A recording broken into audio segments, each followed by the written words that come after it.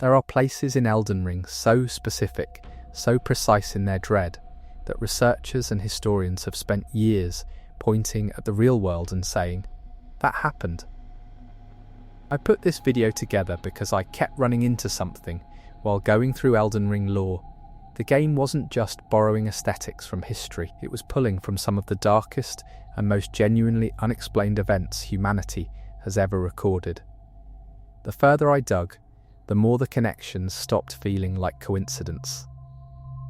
For this video, I made one deliberate editorial choice. I kept the focus on the human element.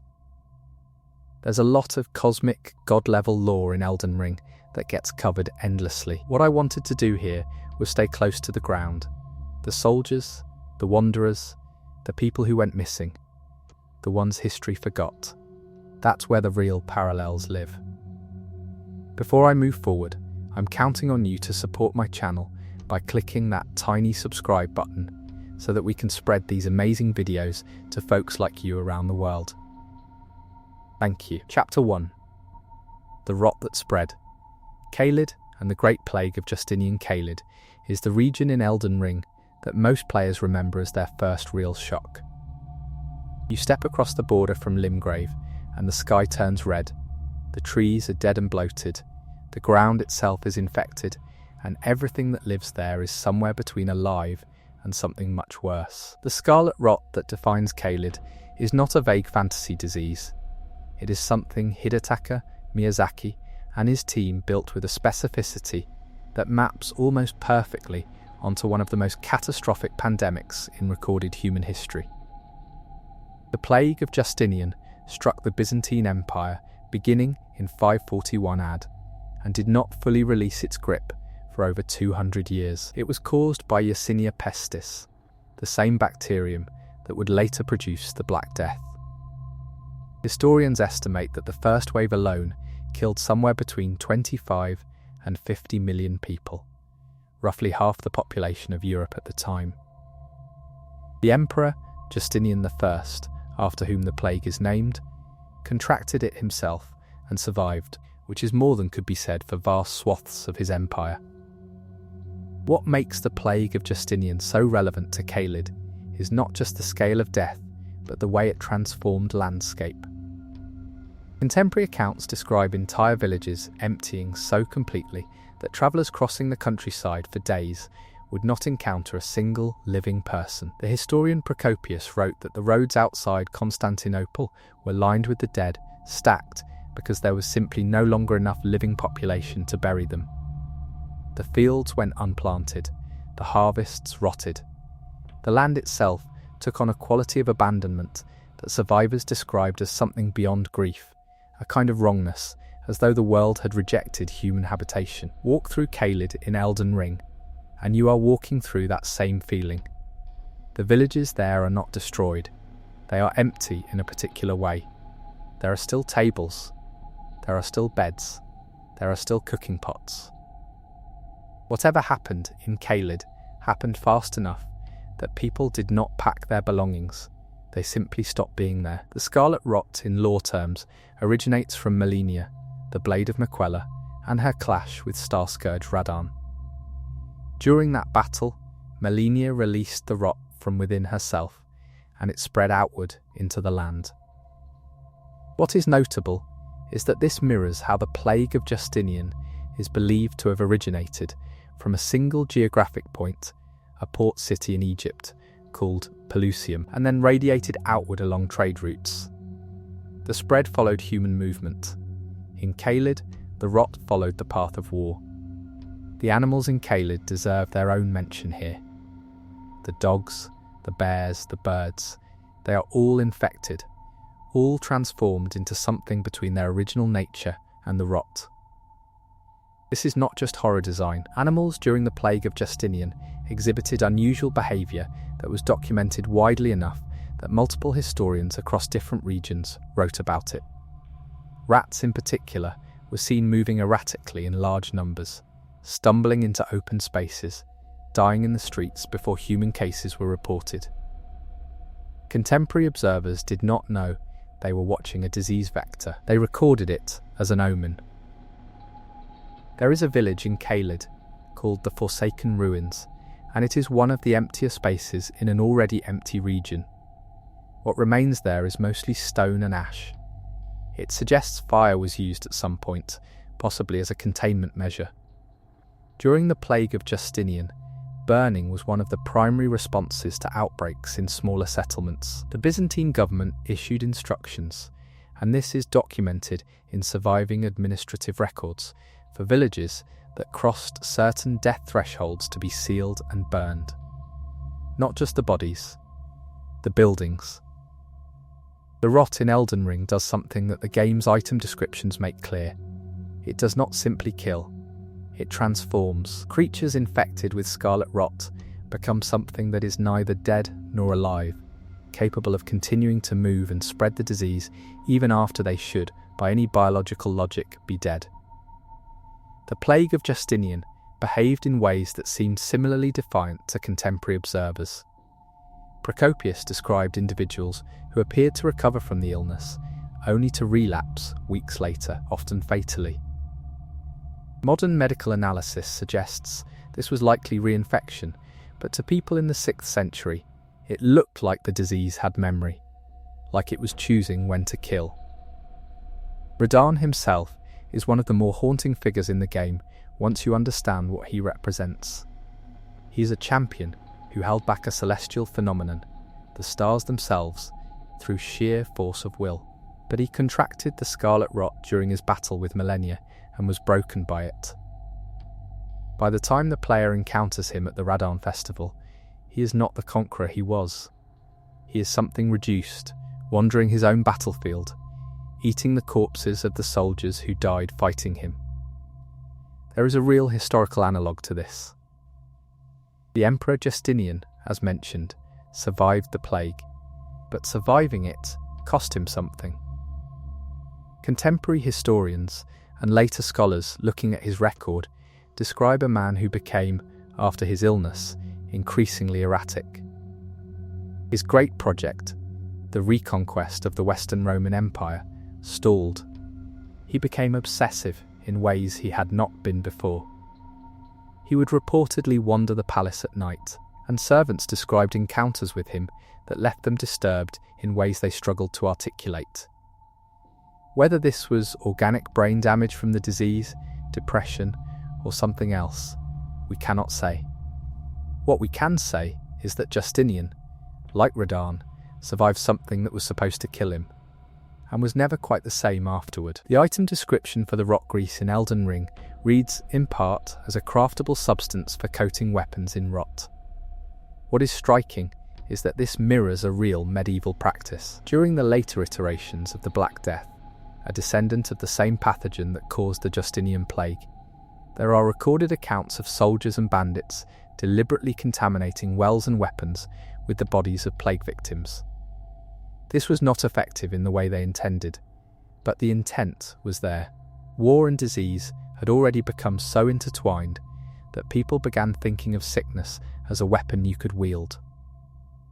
The rot fields in southern Caelid, the ones where pools of the red substance sit in open ground, have a visual quality that is difficult to articulate but immediately recognisable to anyone who has looked at historical illustrations of land affected by mass death. The ground around Catania in Sicily in 1347, one of the first European cities hit by the Black Death, was described by a notary named Gabriele de Mussi as having a reddish quality.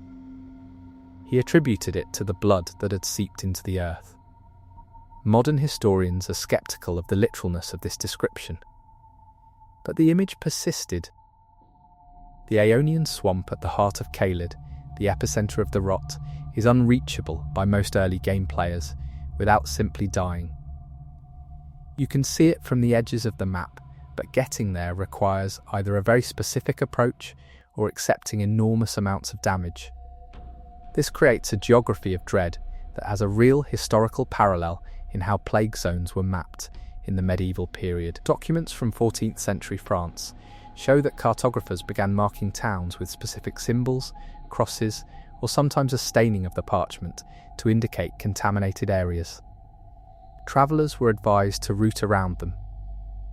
The Aeonian swamp is Elden Ring's version of those marked zones. You can see it. You know something terrible lives there, and the geography itself is designed to keep you at a distance. The rot does not distinguish between soldiers and civilians in Caelid. Knights in full armour are infected. Peasant-type enemies are infected. Animals are infected. This indiscriminate quality was one of the things that made the Plague of Justinian so psychologically devastating to the people who lived through it. Medieval and late antique society was deeply hierarchical, and one of the things hierarchy implicitly promised was a kind of divine protection for those at the top. The plague demolished that idea. Bishops died at the same rate as farmers. Generals died next to their soldiers. The idea that rank offered protection from death was one of the psychological casualties of the Justinian era, and scholars have argued it contributed to significant shifts in religious and political thinking over the following century. Millicent is one of the most tragic figures in Elden Ring, and her story is inseparable from the rot. She is a young woman, or appears to be, who is infected with scarlet rot and is searching for a needle, a specific magical implement that might slow or stop her infection. Her questline takes the player across an enormous portion of the map, and it ends in ways that depend on choices the player makes, none of which are straightforwardly good. What makes Millicent resonate as a character is that she is fully aware of what is happening to her. She is not in denial, she is not resigned. She is attempting, with limited information and limited resources, to extend and improve the quality of her life in the face of a disease that is going to kill her. This is not a fantasy archetype. This is the documented behaviour of real people living through plague. Medieval physicians, and they did exist, even if their tools were inadequate, kept detailed records of patients who sought treatment. What those records show is not passivity or acceptance of fate, but an enormous amount of active effort by sick people to find solutions. People tried remedies that did not work. People travelled long distances to consult healers who could not help them. People wrote letters asking for advice. Millicent's questline, stripped of its fantasy elements, is a document of what it looks like to be a person with a terminal illness navigating a world that does not have a cure. There is a theory in the Elden Ring community that Millicent is one of Malenia's daughters, a fragment of Malenia's own being, given independent life. If this is true, then Millicent is infected by her own origin. The disease came from her source. This has a strange parallel in something documented during the Plague of Justinian that historians call the caregiver paradox. The people most exposed to the plague were those who tried to help the sick, family members, religious workers, the physicians themselves. The act of caring became the mechanism of transmission. Those closest to the source of suffering were the most likely to contract what they were trying to fight. The item description for the preserving boluses, one of the remedies for scarlet rot, describes them as being made from a specific flower that grows only in certain conditions, requiring careful gathering and preparation. Throughout the Plague of Justinian and all subsequent plague eras, there was an enormous trade in real and imagined remedies. Theriac, a compound with dozens of ingredients including viper flesh and opium, was sold across the Byzantine Empire as a plague cure. It did nothing for the plague. But the fact of its preparation and distribution tells us something important about the human response to epidemic disease. People kept trying. The economy of remedies, of hope, packaged into a physical object, was one of the stranger products of the plague era. Preserving boluses are Elden Ring's Theriac.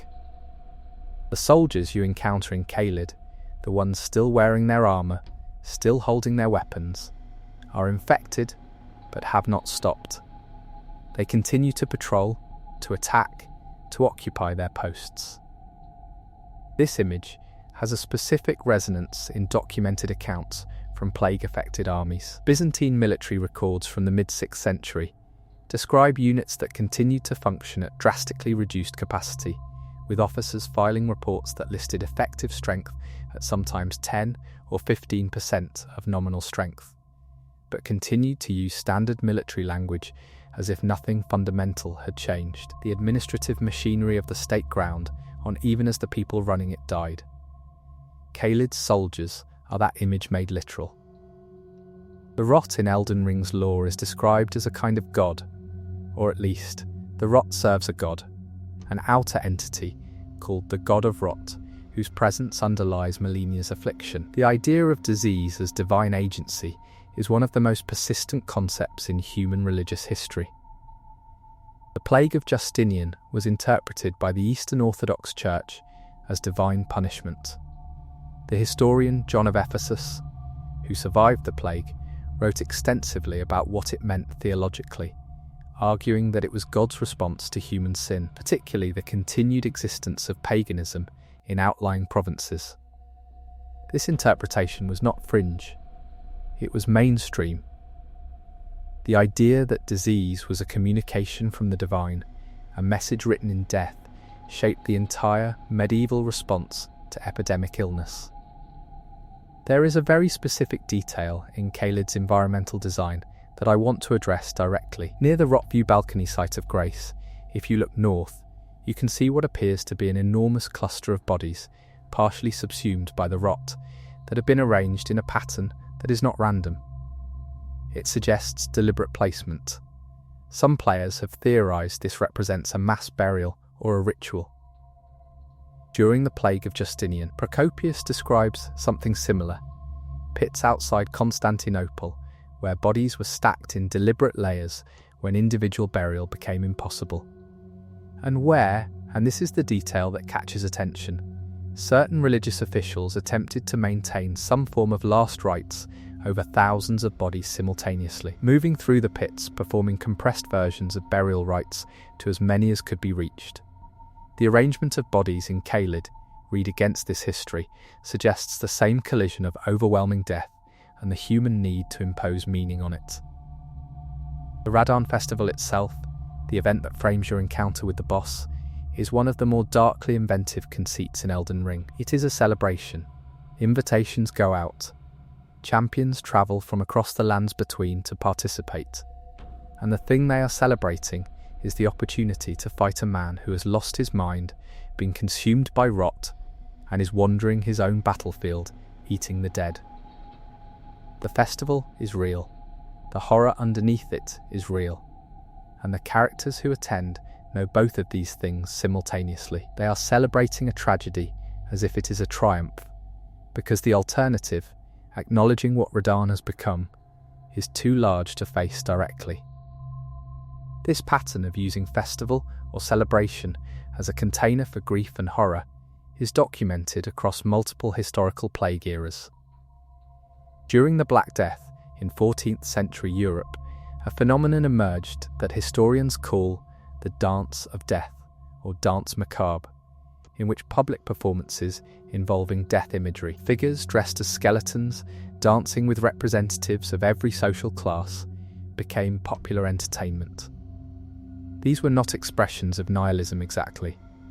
They were a way of processing mass death through public ritual, of making the uncontrollable into something you could watch from a safe distance and apply a narrative to. The Radahn Festival is exactly this. It is a dance macabre. Caelid's sky deserves a paragraph of its own. The permanent red haze that covers the region is not just an aesthetic choice. In historical records of plague years, there are consistent descriptions of atmospheric changes that contemporaries associated with disease. The year 536 AD, just before the plague of Justinian, saw a mysterious dimming of the sun that lasted for about 18 months, caused by volcanic ash in the upper atmosphere. Temperatures dropped, crops failed. Historians now call it the worst year to be alive in recorded history. The famine that followed weakened populations across Europe and Asia, and almost certainly contributed to the severity of the plague that came 5 years later. Caelid's red sky is a version of that 536 sky, an atmosphere that has been fundamentally altered by catastrophe, a sky that signals to anyone looking at it that the normal rules no longer apply here. The sound design in Caelid, the wet, organic sound of the rot, affected creatures, the low ambient drone that runs under the entire region, does something that is difficult to describe but immediately felt. It makes Caelid feel diseased in a way that goes beyond visuals. This is consistent with historical accounts of plague zones. Multiple sources across multiple centuries describe a smell associated with plague that became itself a sign of contamination. A sweet rot odour that people learned to associate with death. Some medieval physicians actually prescribed carrying aromatic plants and flowers as a defence against what they called the miasma, the idea that bad air itself caused disease. The theory was wrong, but the sensory instinct was not. Caelid, through sound, replicates the sensory wrongness of a plague zone. Millicent's eventual fate, in the questline's various endings, always involves her returning to something larger than herself. Either she is absorbed back into the rot she was fighting, or she transcends it in a way that erases her individual selfhood. Either way, Millicent as a discrete person ceases to exist. This is one of the harder things to read in the game's lore, and it maps onto something that plague historians have written about extensively: the dissolution of individual identity under epidemic conditions. When death comes at the scale of the plague of Justinian, individual biography stops mattering. The name on a grave, the specifics of a life, the particular grief of a particular family, all of this gets compressed and eventually erased by sheer volume. Millicent ends the way millions of real people ended, absorbed into a larger tragedy, the individual details lost.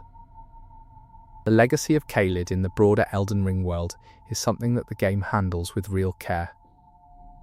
The region is not simply an obstacle. It is a wound. The wider world of the lands between acknowledges Caelid in the way that medieval Europe acknowledged its plague years, as a before and after. There was the world before the rot spread, and there is the world after, and the gap between those two worlds is the measure of what was lost. This is how historians describe the plague of Justinian's legacy too.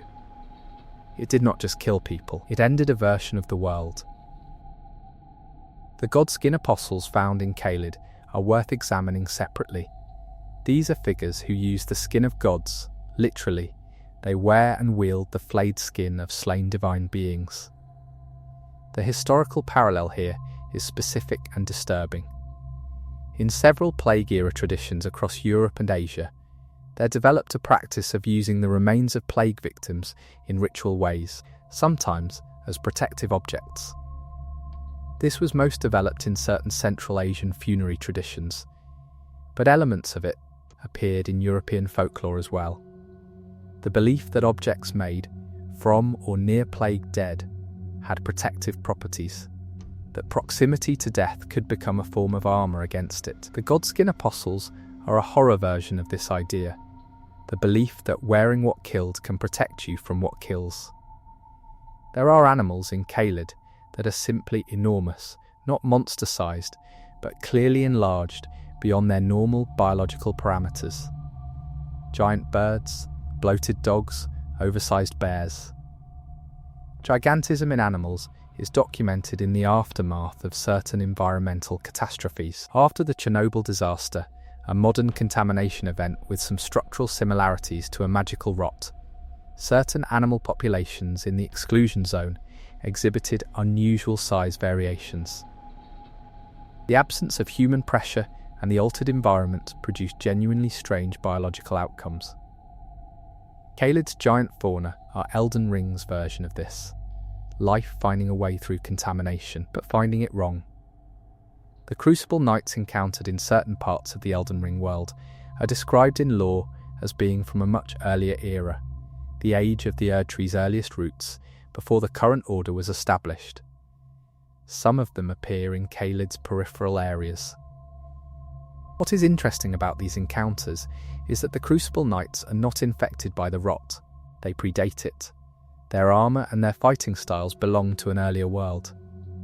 Running into them in Caelid is like encountering a Roman legionnaire wandering through a medieval plague town, something from before the catastrophe, out of place in the aftermath, too old to be touched by what destroyed everything around it. The item description for rot butterflies in Elden Ring describes them as creatures that have adapted to live within the scarlet rot, their biology altered by it into something that functions as part of the rot's ecosystem rather than being destroyed by it. During the plague of Justinian, there were creatures that thrived on plague conditions. Specifically, rats and certain insects experienced population explosions. The fleas that carried Yersinia pestis were not harmed by the disease they transmitted. They were its beneficiaries, finding enormous food resources in the bodies of the dead. Caelid's rot fauna are a more fantastical version of this biological opportunism, life that has found a way to use catastrophe as a habitat. The location of Celia, town of sorcery, in Caelid, is perhaps the most haunting settlement in the game. It is a town of sorcerers who have been sealed inside magical bubbles or barriers, still apparently alive but suspended, unable to move or act. The town continues to exist around them, the architecture intact, the streets passable, but its inhabitants are frozen. The historical event this most clearly echoes is not specifically plague-related, but shares its logic. In several documented cases during mass death events, particularly the volcanic winter of 536 and the plague years that followed, there are accounts of communities that made collective decisions to isolate themselves, sealing their borders and refusing to allow entry or exit in hopes of preventing infection. Some of these communities survived. Many did not. In the ones that failed, travellers who passed through later described finding evidence of recent habitation, food still on tables, fires recently extinguished, but no people. Celia suggests what it might look like if such a community had been sealed not by choice, but by some external force, and had survived in a state that was no longer quite life. The flowers that grow in Caelid despite everything, the Miranda flowers, the various glowing plants that provide light in the rot fields, have an almost perverse beauty. They are the wrong size. Their colours are too vivid. They look like something that has been augmented by the same force that damaged everything around them. During the aftermath of the Black Death, certain parts of Europe saw unusual floral growth in the years following the worst years of death. Fields that had been under cultivation for generations were abandoned, and the wild growth that replaced cultivated agriculture was documented by returning survivors in terms that mixed wonder and horror. Things grew that had not been seen for decades. Colours appeared in abandoned fields that no living person remembered being there. Caelid's flowers are a version of that, the land finding its own kind of abundance in catastrophe. The way Caelid's narrative resolves, or rather does not resolve, in the main game is important. You can fight Radahn. You can progress through the region. But the rot does not go away. Caelid at the end of the game is the same as Caelid at the beginning. The land is still infected. The creatures are still wrong.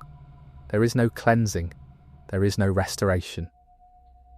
This is how plague historians have come to describe the aftermath of the plague of Justinian II. Europe did not recover from it in any straightforward sense. The Byzantine Empire that existed after the plague was structurally, demographically, and psychologically different from the one that existed before. Recovery is perhaps not the right word. Adaptation is closer. The world that came after the rot was not the world before the rot.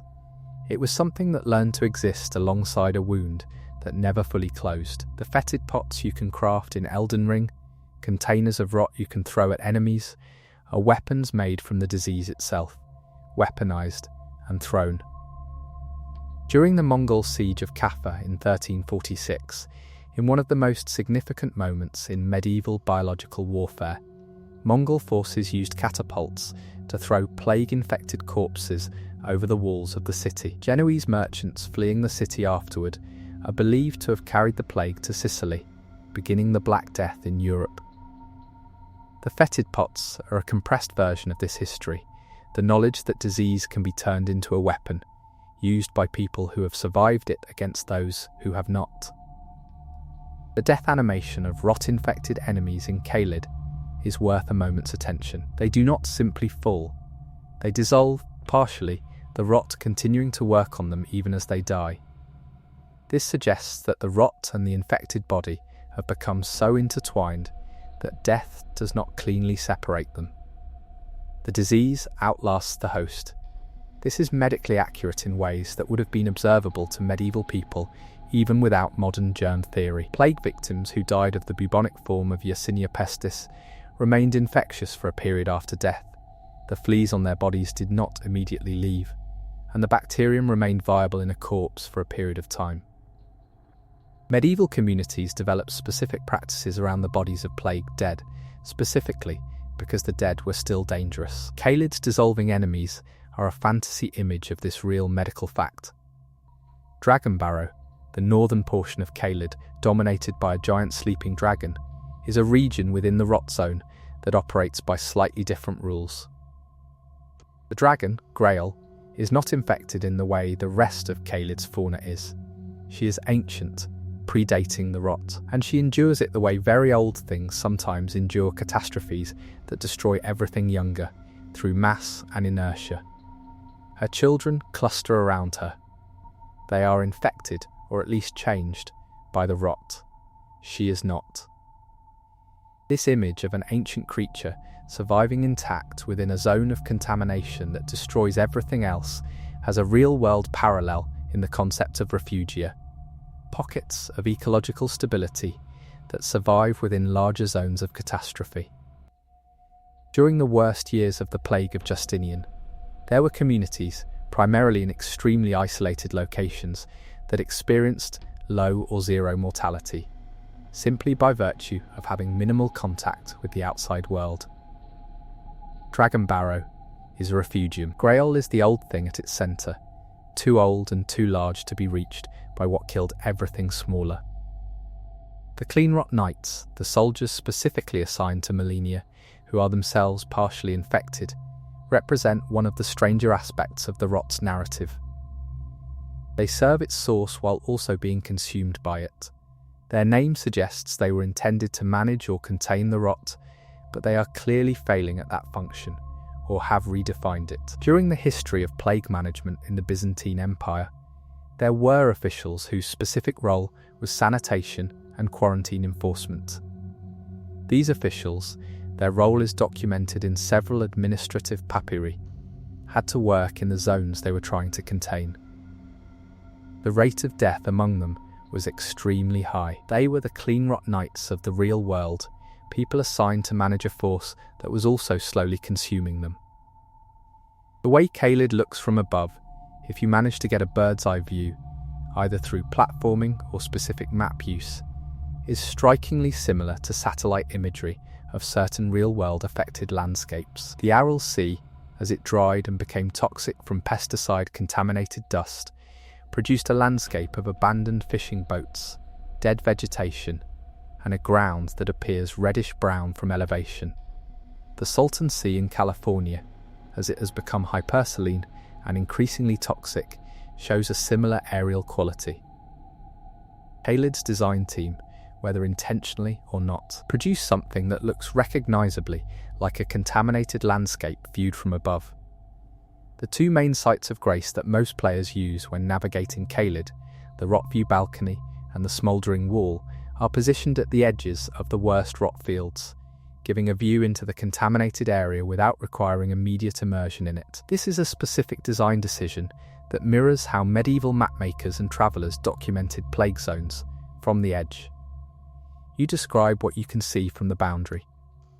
You do not walk into the centre.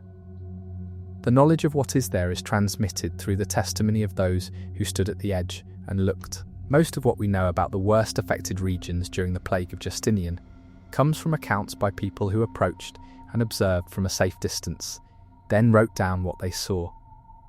The sites of grace in Caelid are those observation points. There is a recurring motif in Caelid's item descriptions of things being almost right. Medicines that almost work, treatments that slow the rot but do not stop it.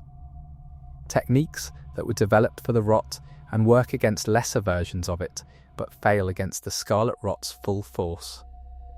This almost-ness is one of the most historically accurate things in the region's design.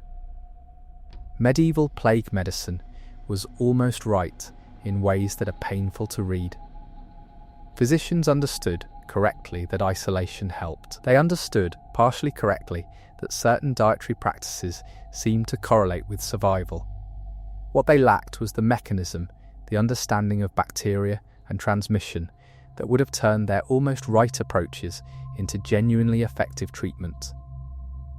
Khalid's medicine is Byzantine medicine, intelligent, careful, and just short of what would actually work. The gravity of the rot's origins, the fact that it came from a person, from millennia, from the collision of two demigods, is something that law scholars have spent enormous time unpacking.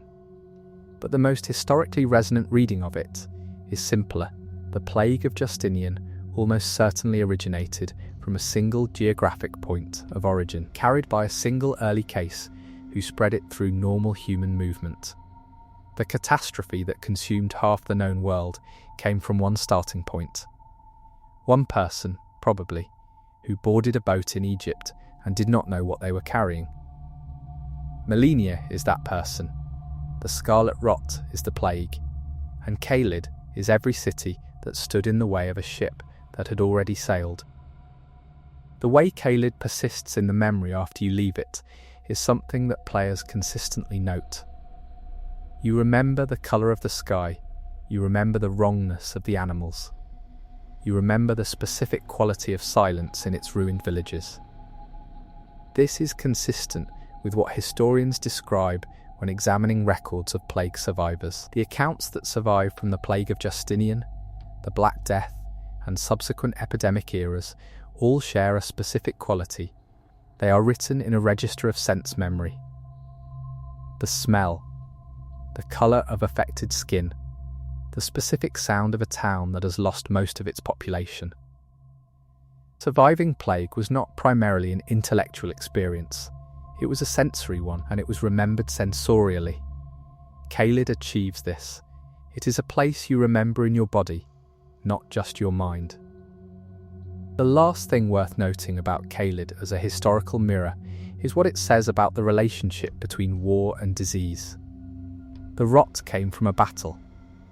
Millennia and Radan did not create a plague on purpose. They simply fought each other with the full force of what they were, and the rot was a byproduct of that force. This is historically accurate to a degree that is almost uncomfortable. The plague of Justinian arrived in the Byzantine Empire at a moment of military overextension. Justinian's wars of reconquest had spread his forces across 3 continents. The movement of armies was the movement of disease. The Mongol conquests of the 13th century, the conflicts that led to the Black Death, similarly combined military movement with epidemic spread in ways that made them inseparable. War and plague in history are not separate events with separate causes. They are the same event. Khalid knows this. Every rotted soldier wandering its ruins is evidence of it. Chapter 2. The Haunt of Lendel, capital cities that rose and were abandoned. Lendel, the royal capital, is one of the most ambitious pieces of environmental design in recent gaming. It is a city built around a tree, the Erd Tree, and the city's architecture is an expression of that relationship. Everything in Lendel reaches upward toward the light of the Erd Tree. The streets spiral inward and upward. The buildings are stacked on each other in ways that privilege height over horizontal space. It is a city designed to demonstrate devotion to a vertical presence at its centre, and it is, by the time the player arrives, mostly empty. The historical city that Lendel most clearly echoes is Constantinople, the capital of the Byzantine Empire, and the parallels are dense enough to constitute a genuine academic argument. Constantinople was built around a vertical relationship, in its case the Hagia Sophia, which dominated the city's skyline and served as the physical anchor of imperial religious authority. The city's streets organised themselves around this centre. To live in Constantinople was to live in permanent visual and geographic relationship with the dome of the Hagia Sophia. But Lendel also echoes something more specific than Constantinople in general. It echoes Constantinople in its final days. In 1453, when Ottoman forces under Mehmed II breached the walls of Constantinople, the city's population had already shrunk dramatically from its medieval peak. What had once been a city of perhaps 500,000 people was, by the time of the final siege, perhaps 50,000. The city had become architecturally too large for the population still inhabiting it. There were whole districts that stood essentially empty, their buildings intact, their streets passable, but their residents gone. Travellers who visited Constantinople in the 14th and early 15th centuries described a city that felt haunted in a very specific way.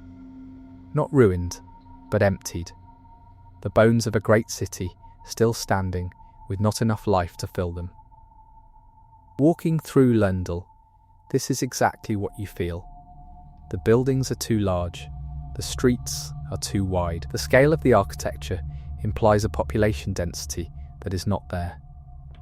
Whatever Lendel was at its height, it is operating at a fraction of that now, and the city's own bones testify to the size of what has been lost. The Elden Throne at Lendel's centre, the seat of governance that the player is ultimately working toward, is empty by the time you reach it. This is a specific narrative detail, not just an architectural one. The throne is there, the room around it is intact. But the thing the throne was built for, a legitimate ruler, a recognised lord, is absent. Constantinople's throne room, the Chrysotriklinos, remained intact and operational until the fall of the city. Travellers who entered it shortly after the Ottoman conquest described it as being in perfect condition, every physical element of imperial authority preserved, the ceremony of rule maintained in the architecture long after the authority it represented had evaporated. The tree sentinel you encounter on the approach to Lendel, the enormous armoured knight on horseback that most early game players get one-shotted by before learning to go round, is a guardian of a city that no longer needs guarding in the way it once did. The city's real threats are internal now. The tree sentinel continues to patrol, continues to perform the function he was created for, in a situation where that function has become irrelevant. This is a very specific kind of tragedy. It is the tragedy of the Byzantine Imperial Guard, who continued to perform their ceremonial functions on the day Constantinople fell, because those functions were all they had ever been. The city of Tyre in what is now Lebanon provides a different historical mirror for Lendel. Tyre was one of the great cities of the ancient world, built partially on an island and partially on a causeway, and its engineering was extraordinary for its era.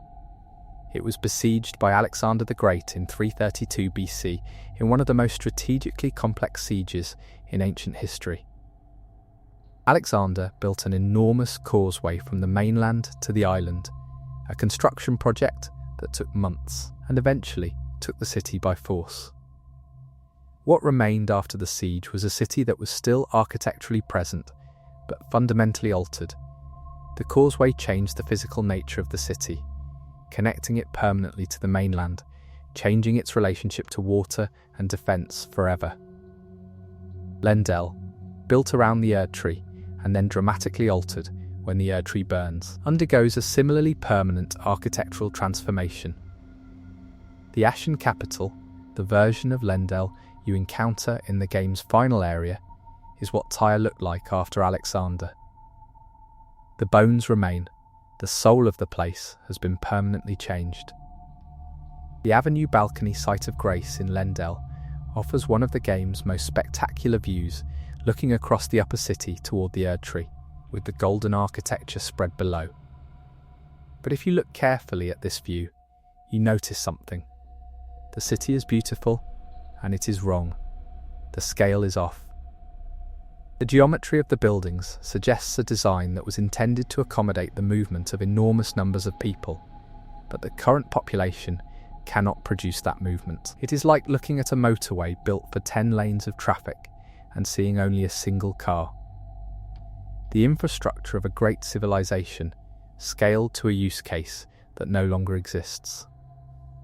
The Erd Tree in Lendel is both its architectural centre and its theological one. The city was built to serve the tree's light, its presence, its authority. These are the things that organised Lendel's society. This relationship between a capital city and a single dominant sacred structure has real historical parallels across multiple civilizations. The relationship between Jerusalem and the Temple Mount, between Mecca and the Kaaba, between ancient Babylon and the ziggurat of Etemenanke. In each case, the city existed to surround and service a sacred vertical object, and the city's identity was inseparable from that object. Remove the object, and the city loses its organising principle. The knights in Lendel, the Erd Tree soldiers, and the various noble fighters you encounter have a quality that is different from the enemies in most other regions. They are not mad, they are not infected, they are performing their duties with what appears to be full cognitive function. They attack you because you are an intruder, not because they have been corrupted into something mindless. This makes them, in some ways, the most disturbing enemies in the game. They know what they are doing. They have chosen to defend this place and this order, even in its current diminished state, and they are doing it well. The Byzantine Imperial Guard on the last day of Constantinople, the Varangian Guard, the Tagmata, the Genoese mercenaries who chose to stay, fought with exactly this quality: competence in the service of a lost cause, not because they did not know the cause was lost, but because the alternative to fighting was something they could not articulate. The underground sections of Lendel, the subterranean shunning grounds, deserve their own examination. These are beneath the city in a way that implies they predate it, or at least predate the city's current form. They are darker, wetter, and architecturally cruder than the city above. They contain things the city above does not want acknowledged.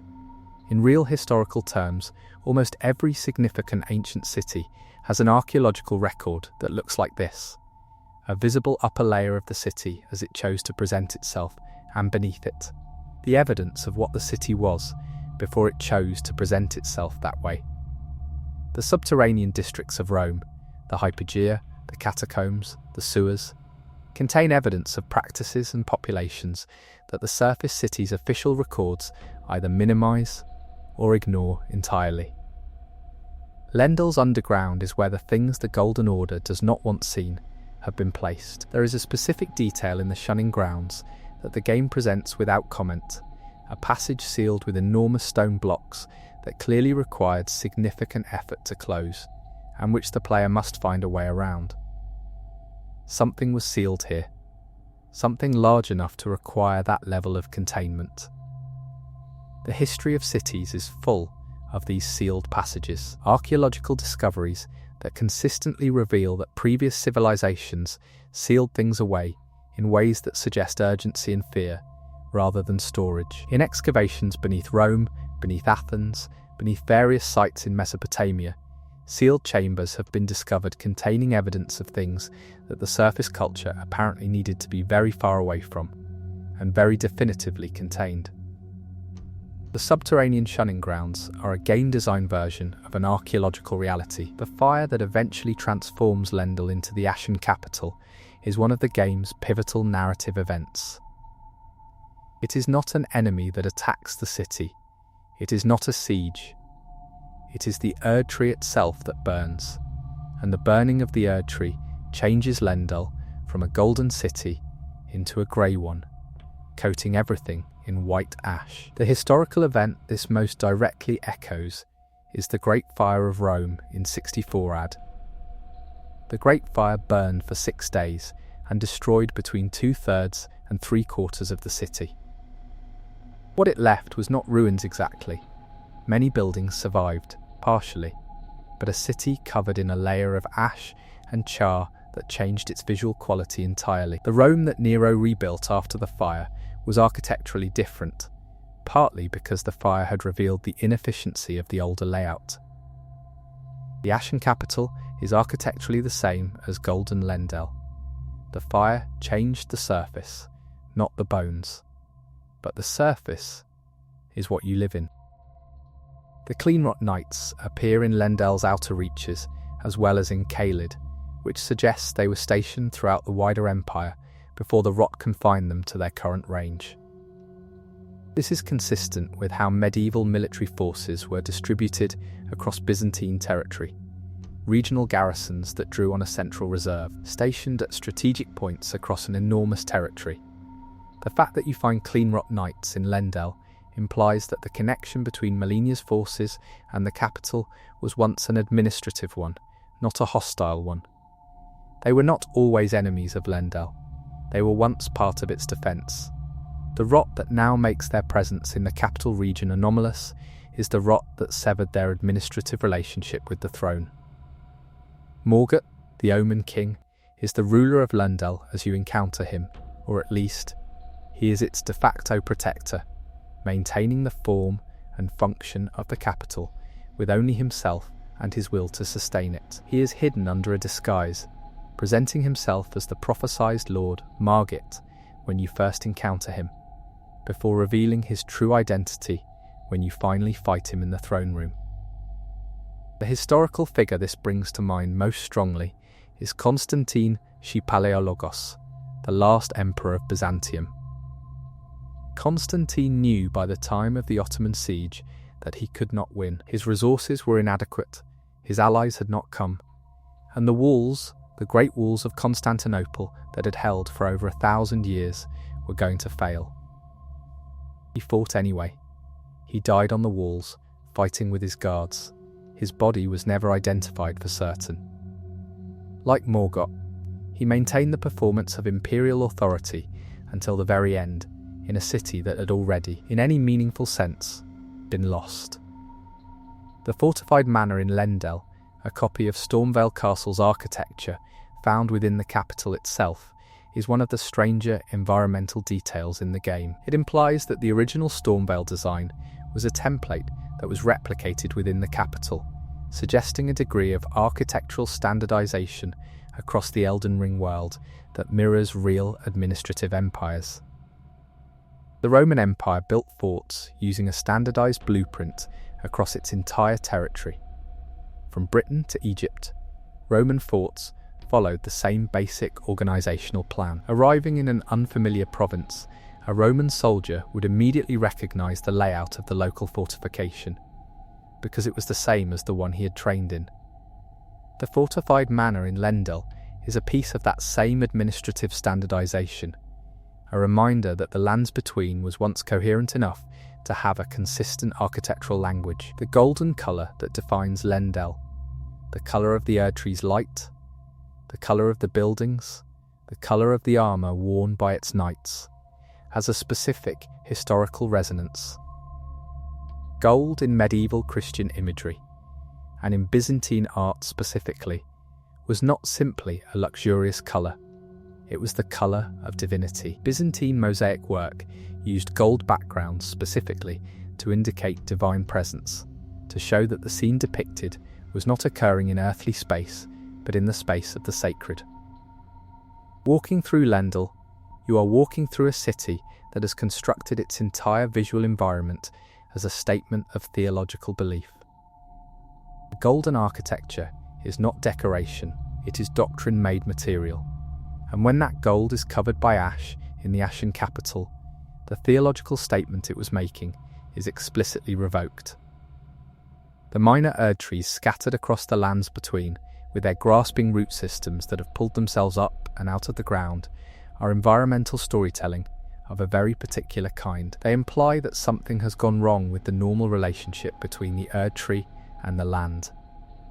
The normal state of things has the roots underground, invisible, doing their structural work beneath the surface. Something has disturbed that normal state. The historical image this calls to mind is the phenomenon of soil upheaval that occurs after significant seismic events or when underground structures collapse. The previously invisible substructure of the land becomes suddenly violently visible. The minor Erdtrees are a geological event, the underground made above ground, the hidden made undeniably present. The Wyndham Catacombs and the various burial sites in Lendel's outer regions are designed with a specificity that reflects genuine archaeological knowledge of how pre-Christian Mediterranean cultures disposed of their dead. The catacombs of Rome, the actual underground burial complexes used by early Christians and some Jewish communities between the 2nd and 5th centuries AD, are the most documented example of this, but the practice was wider. The lands between catacombs follow a similar architectural logic, carved into rock or earth, organised by a corridor system, with niches for individual burials and larger chambers for communal rites. They are designed by people who had done archaeological research, or who had an intuitive grasp of how ancient funerary architecture functions, and the result is that walking through them feels true in a way that game environments often do not. The figure of Godfrey, the first Elden Lord and Morgoth's father, haunts Lendel in the form of a golden spectral presence that guards the outer approach to the throne. Godfrey was exiled from the lands between when he was divested of his grace, the divine favour that had given him his power, and spent years wandering as a warrior without purpose, accumulating followers, becoming the figure called Hoara Lu. This arc, the dispossessed ruler who wanders, who builds a new identity through force rather than divine right, who returns, is one of the oldest narrative patterns in human storytelling. It appears in Gilgamesh, in the Mahabharata, in the Icelandic sagas. It is the pattern of the exiled king. What makes Godfrey's version of it distinctive is that when he returns to Lendel, it is as the player's enemy, the exile who has come back not to reclaim, but to fight, because fighting is now all he has. The Chapel of Anticipation, the very first location in the game where the player begins, is architecturally similar to Lendel, but clearly separate from it, floating above the clouds, accessible only by a specific magical means. It functions as a kind of anteroom to the main world. The history of capital cities includes many examples of similar spatial logic, liminal zones between the outside world and the centre of power, designed to process, assess, and orient arrivals. The customs houses and inspection zones of medieval Constantinople. The outer courts of the Imperial Palace in Kyoto. Spaces that are not quite inside, but are no longer outside, where the rules of the wider world begin to give way to the rules of the centre. The Chapel of Anticipation is this liminal space, and the fact that it is decaying and seems to have been abandoned suggests that the process it was designed to facilitate has broken down, like so many other processes in the lands between.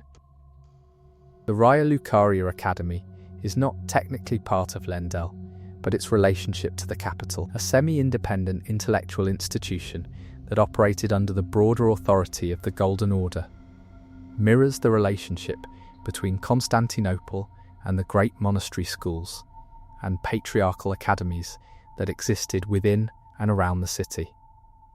These were institutions that were not exactly part of the imperial government, but were not independent of it either. They operated in a zone of ambiguous authority that gave them certain freedoms and exposed them to certain pressures. The Academy of Raya Lucaria rejected the Erdtree and the Golden Order and suffered for it, being frozen out of the political mainstream. The real historical parallels for this are numerous. The history of heterodox intellectual institutions within orthodox empires is one of the more consistent threads in the history of ideas. The Stormhawk King's Spirit Ash in Elden Ring describes a king who chose to become a hawk, to trade his form for freedom. This is one of several transformation narratives in the game that echo real mythological traditions of metamorphosis as liberation or as punishment. In Greek mythology, the transformation of humans into animals by divine will is usually punitive. In certain Celtic traditions, transformation is initiated by the human themselves as a form of escape from an intolerable situation. The Stormhawk King's transformation suggests the Celtic reading, a ruler who found kingship itself to be the intolerable thing and chose flight over governance. The presence of ancient dragons in Lendel's upper reaches. You can encounter Borealis, the freezing fog, on the mountaintops and Placidusax in a hidden arena above the city itself, places Lendel within a tradition of capital cities haunted by the remnants of a previous order. Every great city has its layer of what came before, and the dragons are Lendel's deep history. The historical analogue is not a specific city, but a pattern, the way cities built on the ruins of other cities accumulate not just archaeology, but mythology. Medieval Constantinople was haunted by its own pre-Christian past. The statues, the columns, the hippodrome that still functioned under Christian emperors, all of it was evidence of a previous order that the current civilization had built on top of, but could not fully erase. Lendel's dragons are its pagan statues, too old and too powerful to remove, present in the city's landscape as reminders of what came before the Golden Order. The Dung Eater, one of the game's most deliberately unpleasant characters, is imprisoned within Lendel's sewer system, below the streets, below the architecture of respectability. He represents something the city cannot acknowledge existing at its centre. The history of great cities consistently shows this pattern.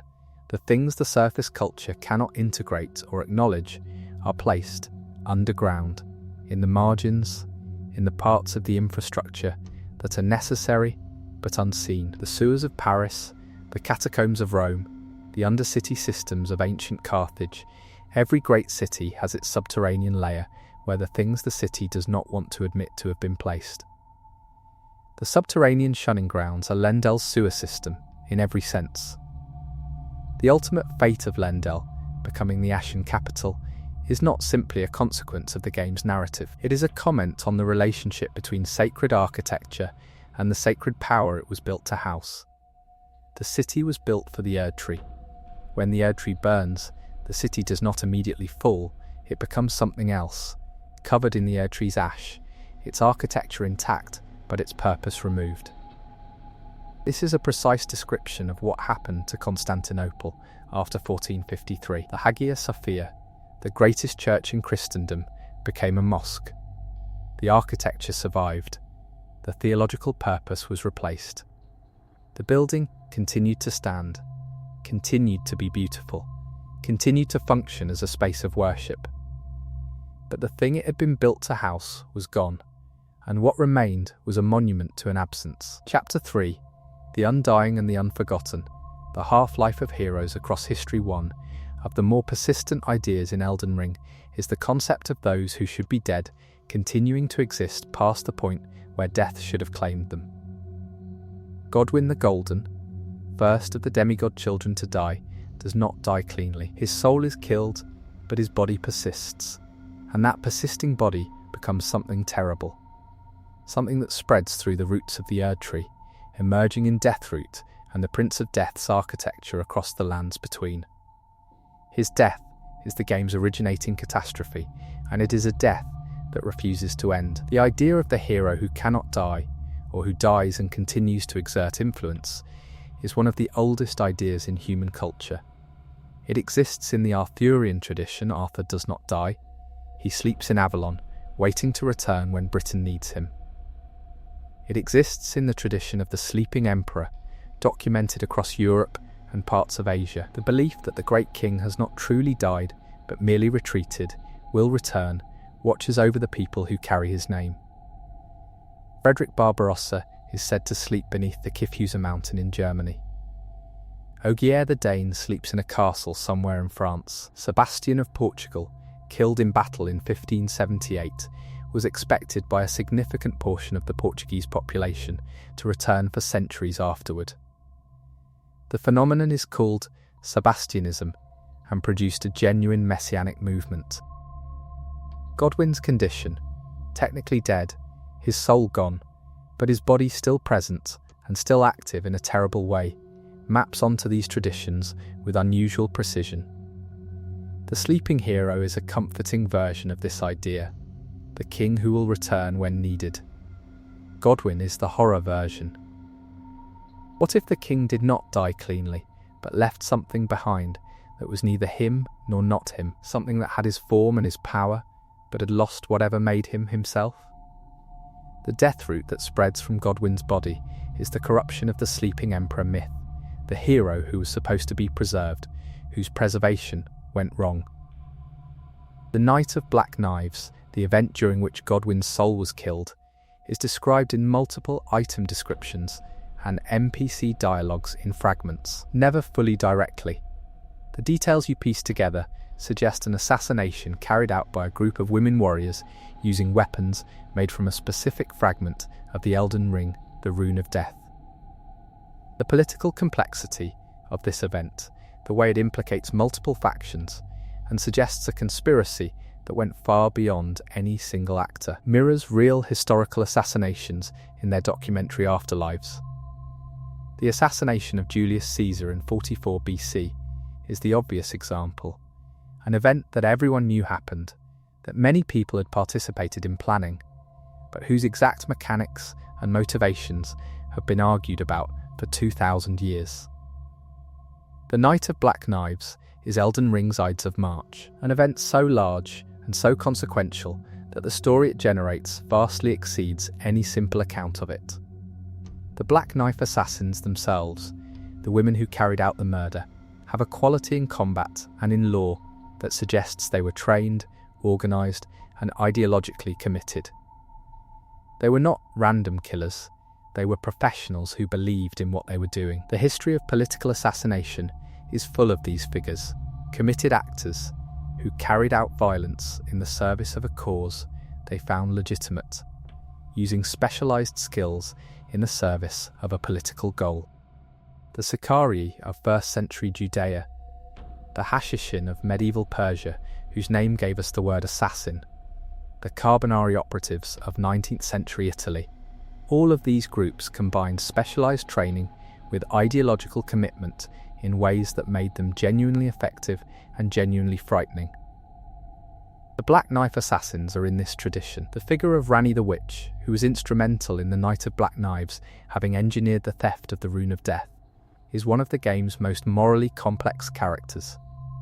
She killed Godwin and killed her own divine body, transferring her soul to a dull body in order to escape the destiny the Greater Will had planned for her. She then spent what appears to be a very long time, centuries possibly, pursuing her own agenda while hiding in plain sight as an eccentric NPC.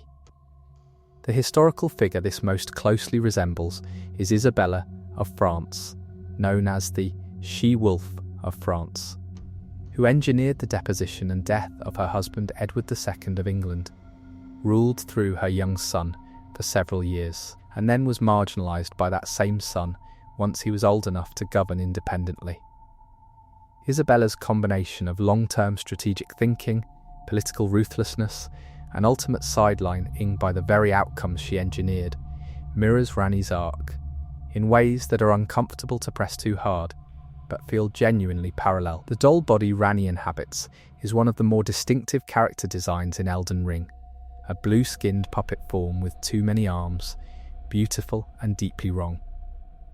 The history of puppet and doll imagery in world culture is complex, but in Japanese tradition, where From Software is based, the relationship between dolls and spiritual displacement has specific resonance. The hitagata, a paper or cloth figure used in Shinto purification rituals, is designed to absorb spiritual contamination and be destroyed, taking the contamination with it.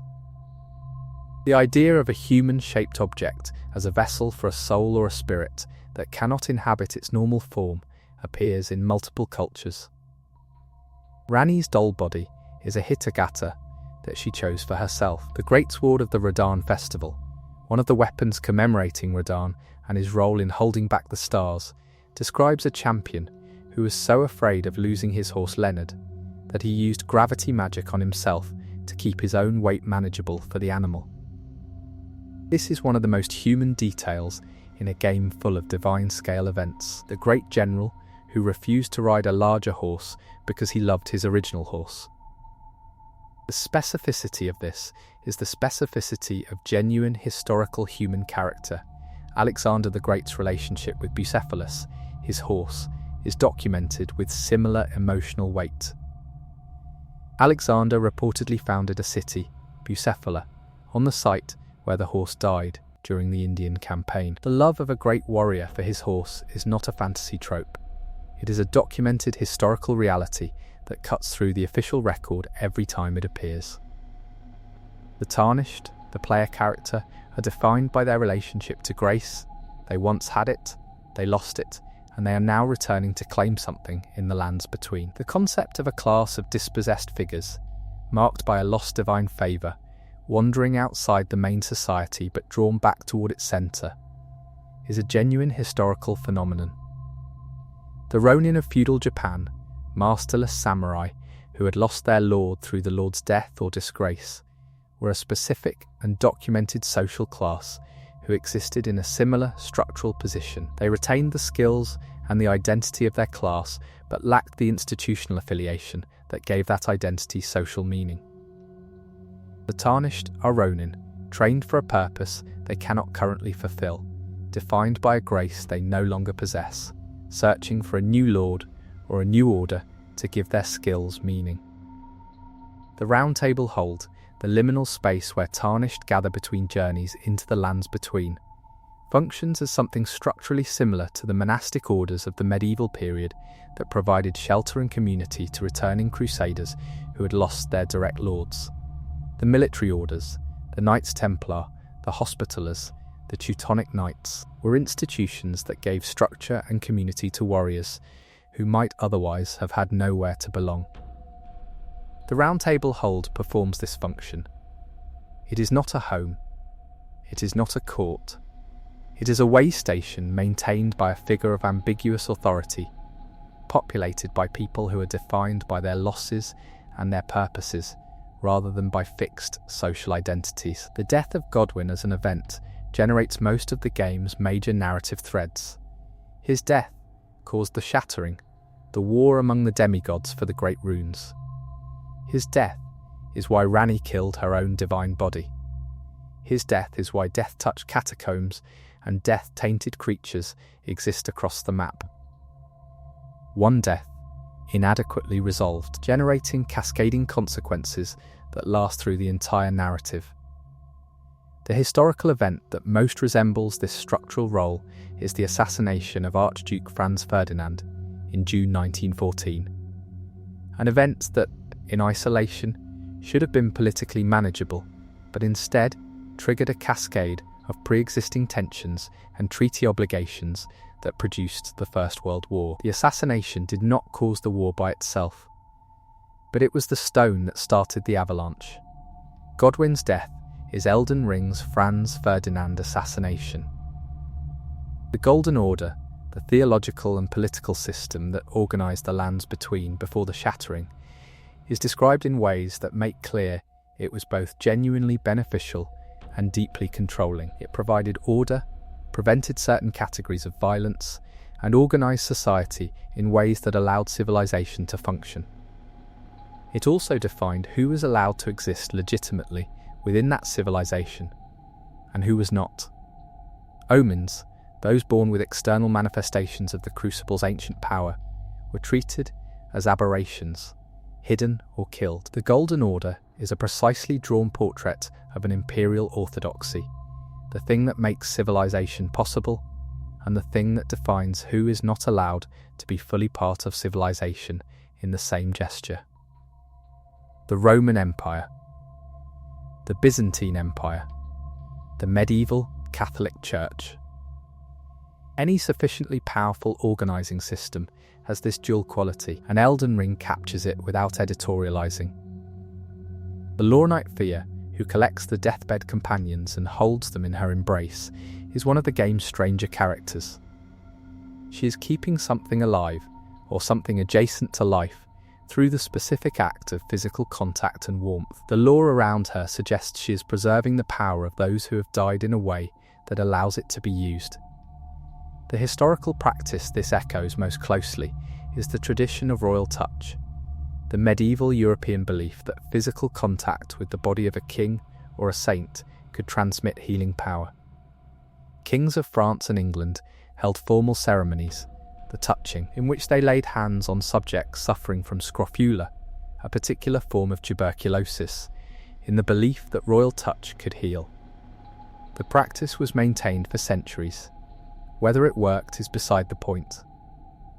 The belief in the healing power of proximity to a sacred person, and the practice of maintaining that proximity through physical contact, is exactly what fear does, but inverted. She is not the sacred person.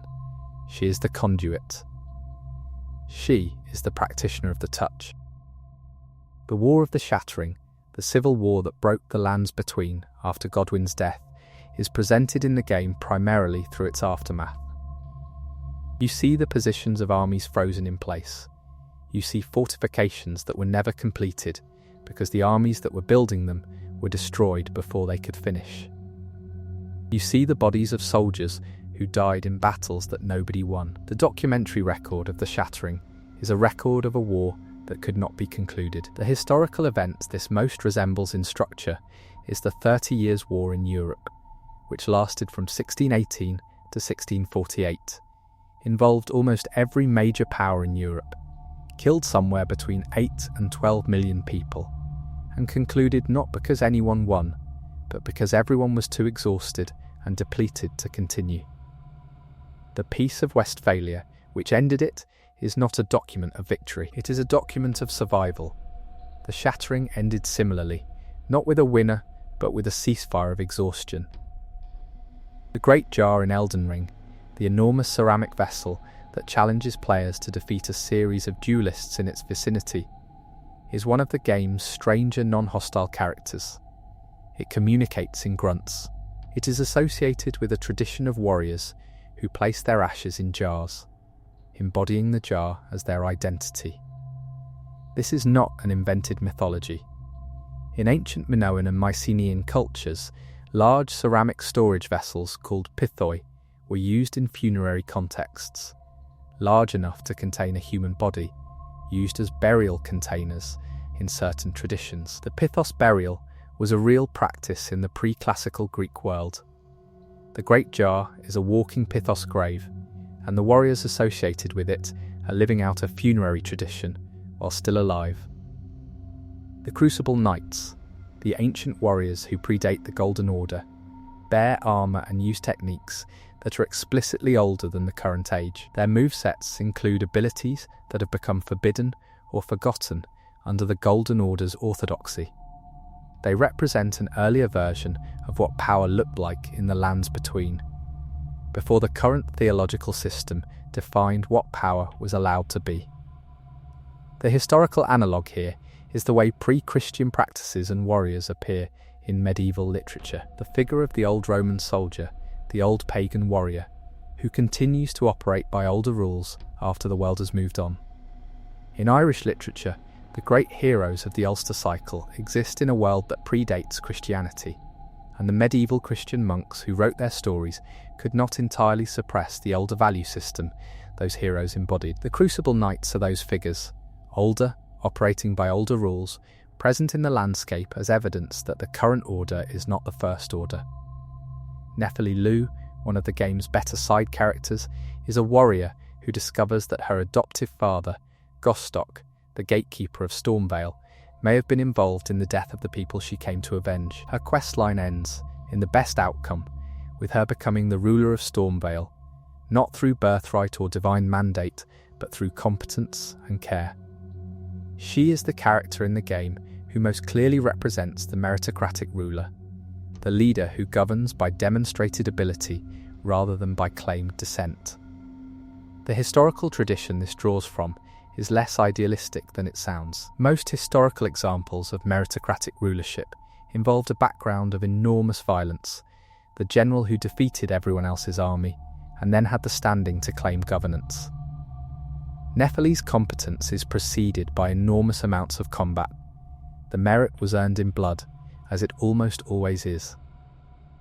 The finger readers in Elden Ring, old women who read the Two Fingers messages for those who cannot interpret them directly, are a specific type of religious specialist that has real historical parallels. The Sibyls of ancient Rome, the Pythonesses of Greek oracular tradition, the Vilvas of Norse mythology, all of these are figures of female religious expertise. Women who serve as intermediaries between divine communication and human interpretation. The finger readers' formal role as intermediaries between the higher powers and the confused arrivals in the Round Table hold places them squarely in this tradition. They are not oracles in the sense of delivering prophecy. They are translators, people who have spent so long in proximity to a specific kind of divine communication that they have developed the ability to make it legible to others. The wandering nobles you encounter across the lands between, technically human enemies with very little threat value, often found near ruins or at the edges of populated areas, are one of the game's quiet tragedies. Their item descriptions suggest they are former members of the nobility who have lost everything: their estates, their titles, their families, their minds. They wander with weapons they barely know how to use, attacking anything that approaches, having lost the social context that would have given their lives structure. The historical phenomenon this describes is documented extensively in the aftermath of every major social collapse. After the fall of the Western Roman Empire, after the Mongol conquests, after the Black Death, there are accounts of members of the former governing class wandering, dispossessed and lost, in the ruins of the order they had belonged to. The wandering nobles are a class portrait of collapse. The Volcano Manor and its tenants, a group that assassinates members of the broader Elden Ring world at the behest of their leader Tanith and the serpent god Rykard, function as a dark mirror of the legitimate political order. They perform the functions of a court, meals, conversation, hierarchy, service, but their court is organised around murder for hire and the consumption of other nobles. Rykard's specific curse, having consumed a god serpent and become something between himself and the serpent, mirrors historical descriptions of absolute rulers who lost their humanity through the exercise of absolute power. The court at Volcano Manor is the court of Caligula or Nero in miniature, the forms of civilization maintained around a centre that has become monstrous. The remembrances you collect from bosses in Elden Ring, physical objects that contain the echoes of defeated beings, tradable for specific weapons or abilities, are an unusual mechanic that maps onto real historical trophy traditions. In many pre-modern military cultures, the body or possessions of a defeated great enemy were preserved and displayed as evidence of the victory. The skull of a defeated king displayed in the treasury of his conqueror. The sword of a slain general hung in a temple. These objects functioned as proof that the great enemy had truly been defeated, that the power they represented had been genuinely absorbed by the victor. The remembrances are a game-mechanical version of this practice. You defeat a demigod, you take a physical residue of what they were. You use it to become more like what defeated them. Chapter 4. The Deep Road, Underground Civilizations, and the Histories Beneath Our Feet. The underground in Elden Ring is not merely a dungeon space. It is an entire civilization. The eternal cities of Nokron and Nokstella existed beneath the surface of the lands between, operating in parallel with the surface world, with their own architecture, their own inhabitants, their own relationship to the stars. They are not ruins that were built on the surface and then buried. They were built underground, intended to exist underground, designed to bring the sky inside through reflected light and elaborate ceiling architecture. They are an underground civilization that chose to be underground. The real-world analogue for this is Derinkuyu in Cappadocia, Turkey, an underground city carved from volcanic rock, discovered in 1963 and found to extend at least 18 stories deep, capable of housing an estimated 20,000 people along with their livestock. It had wells, ventilation shafts, churches, schools, wine presses, and stables. It was not a refuge or a temporary shelter. It was a civilization designed from the beginning to exist underground, with all the infrastructure that requires. Derinkuyu is believed to have been extended and developed over millennia, with different periods of use by different cultures. The Hittites may have begun it, the Phrygians may have extended it, early Christians certainly used it. The stars visible in Nokron's sky are not the surface sky. They are a reflected or simulated sky, created by the architecture of the space. This is one of the more remarkable environmental details in the game. The underground city has its own stars.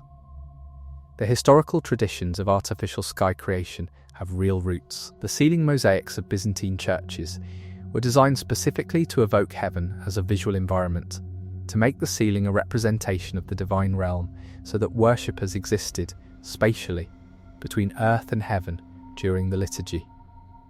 The ceiling of the Pantheon in Rome, the oculus, the open eye to the sky, is a sophisticated version of the same architectural instinct, the building as mediator between the earthly and the cosmic.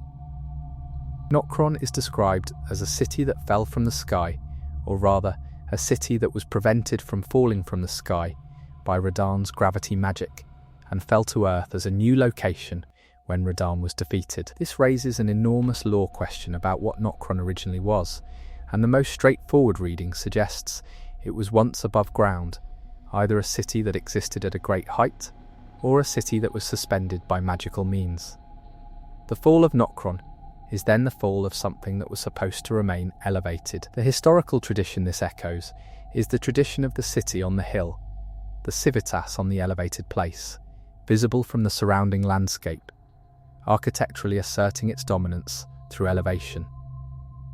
When the hill city falls, when it is taken, destroyed, or simply abandoned, it falls in a specifically symbolic way, not just geographically, but as a statement about the power that elevation represented. The ancestral followers you encounter in the underground are one of the game's more sympathetic enemy types. They are described as worshippers of an older power, a power that predates the Erdtree and the Golden Order. Their rituals involve the dead, and specifically the resurrection or reanimation of animal forms. They clearly have a coherent spiritual practice. They attack the player not out of madness, but out of what appears to be genuine religious commitment. You are an intruder in a sacred space. The historical cultures most relevant here are the indigenous cultures whose sacred sites exist beneath the archaeological layers of later civilizations. The Ainu people of Hokkaido, the pre-Inca cultures beneath Cuzco, the non-Roman British cultures whose ritual sites exist beneath Roman and later medieval construction in Britain. The ancestral followers are those cultures, people whose spiritual relationship with the land predates the official religious system, who have continued their practices underground in the literal and figurative sense. The Yule Palace ruins in Ainsel River are what remains of a palace complex that clearly once had administrative functions. It is architecturally organised. It has corridors and formal spaces. It shows the evidence of having been a seat of some authority. But it is now a ruin in an underground river system, accessible only through a specific portal. The transition from palace to ruin happened at some point the game does not directly explain. The historical phenomenon this most clearly mirrors is the submersion of real ancient cities. Pavlopetri off the coast of Greece, submerged around 3000 BC, remains one of the oldest submerged city sites known to archaeology. Heraklion off Egypt was a major port city swallowed by the sea. The idea that entire centres of civilization can simply sink below accessibility is not a fantasy. It is something that has happened repeatedly. The Haligtree, technically an above-ground location, but structurally so deep and so interior that it functions like an underground space, is one of the game's final areas, reached only through an elaborate series of puzzles and quest steps. It is where Melania waits, at the centre of the rot she has generated. The Haligtree itself is a living thing, a tree grown from Miquella's own golden hair, planted as a refuge for those the Golden Order rejected. Its structure is both a prison and a sanctuary, depending on who you are. The historical site this most clearly echoes is the Topkapi Palace complex in Istanbul, which similarly functioned as both the centre of imperial power and as something much more ambiguous for its inhabitants, particularly for the women of the harem, who lived within extraordinary luxury and under total confinement simultaneously. The fingerslayer blade found in Nokron is a weapon specifically designed to harm the fingers, the divine intermediaries through which the greater will communicates with the lands between. It is a weapon whose existence implies that someone, at some point, wanted to harm the divine order badly enough to forge a tool specifically for that purpose. The history of anti-clerical violence in the real world, the specific, targeted violence against the physical representations of religious authority, is a consistent thread in the history of political conflict. From the iconoclasts of the Byzantine Empire who destroyed religious images, to the Huguenots who attacked Catholic churches during the French Wars of Religion, to the specific targeting of clergy during the French Revolution, the impulse to harm the physical representatives of a divine order, to use violence as theology, is a documented historical pattern. The frenzied flame and the three fingers beneath Lerndell represent a theology of total erasure.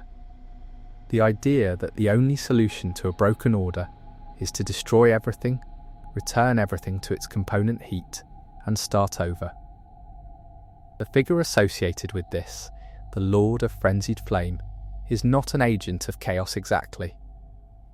The item descriptions around the frenzied flame suggest it is a form of mercy, that ending everything is compassionate compared to the alternative of continued suffering. The history of millenarian religious movements that believed the end of the world was imminent and desirable, shows this logic appearing repeatedly under conditions of sustained, catastrophic suffering.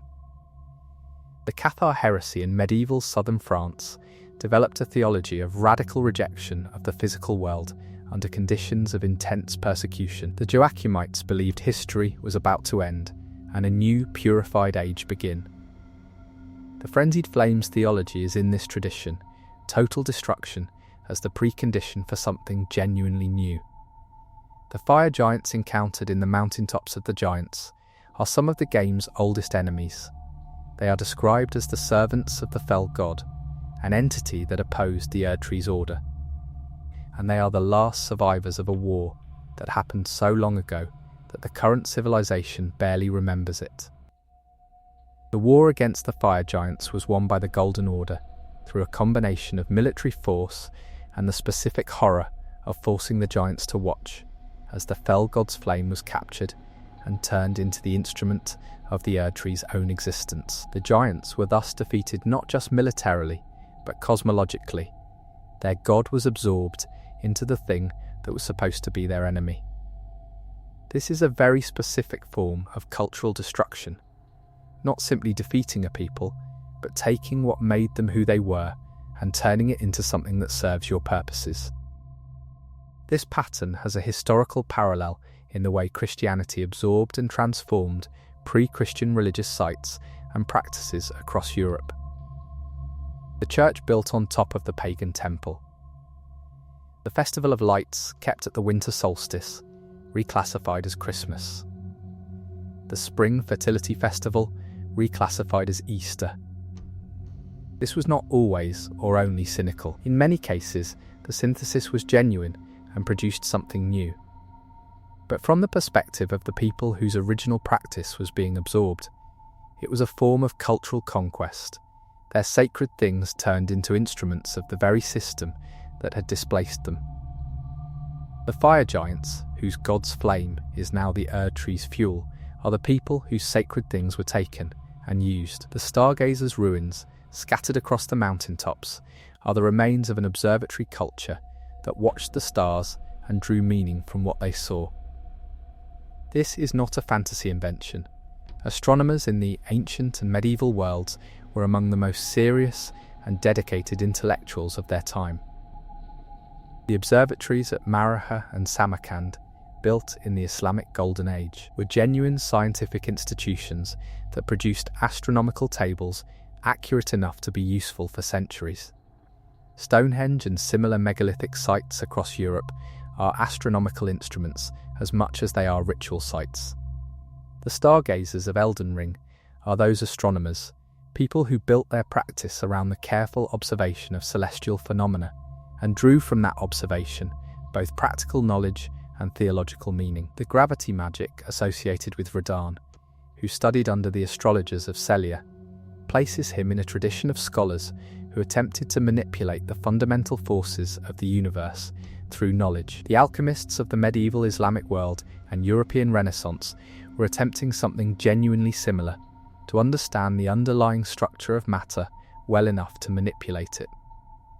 The natural philosophers, the precursors to modern physicists, were doing the same thing. Radan's gravity magic is alchemy in its grandest form, the application of deep knowledge of fundamental forces to practical ends. That he used it to hold back the stars is the game's version of what those natural philosophers believed they were doing, not just studying the universe, but intervening in it. The sealed tunnel near the Altus Plateau contains evidence of an ancient system of underground transport or resource movement. The carved stone channels, the locked doors, the evidence of significant physical infrastructure built for a specific purpose. Real ancient civilizations built remarkable underground systems.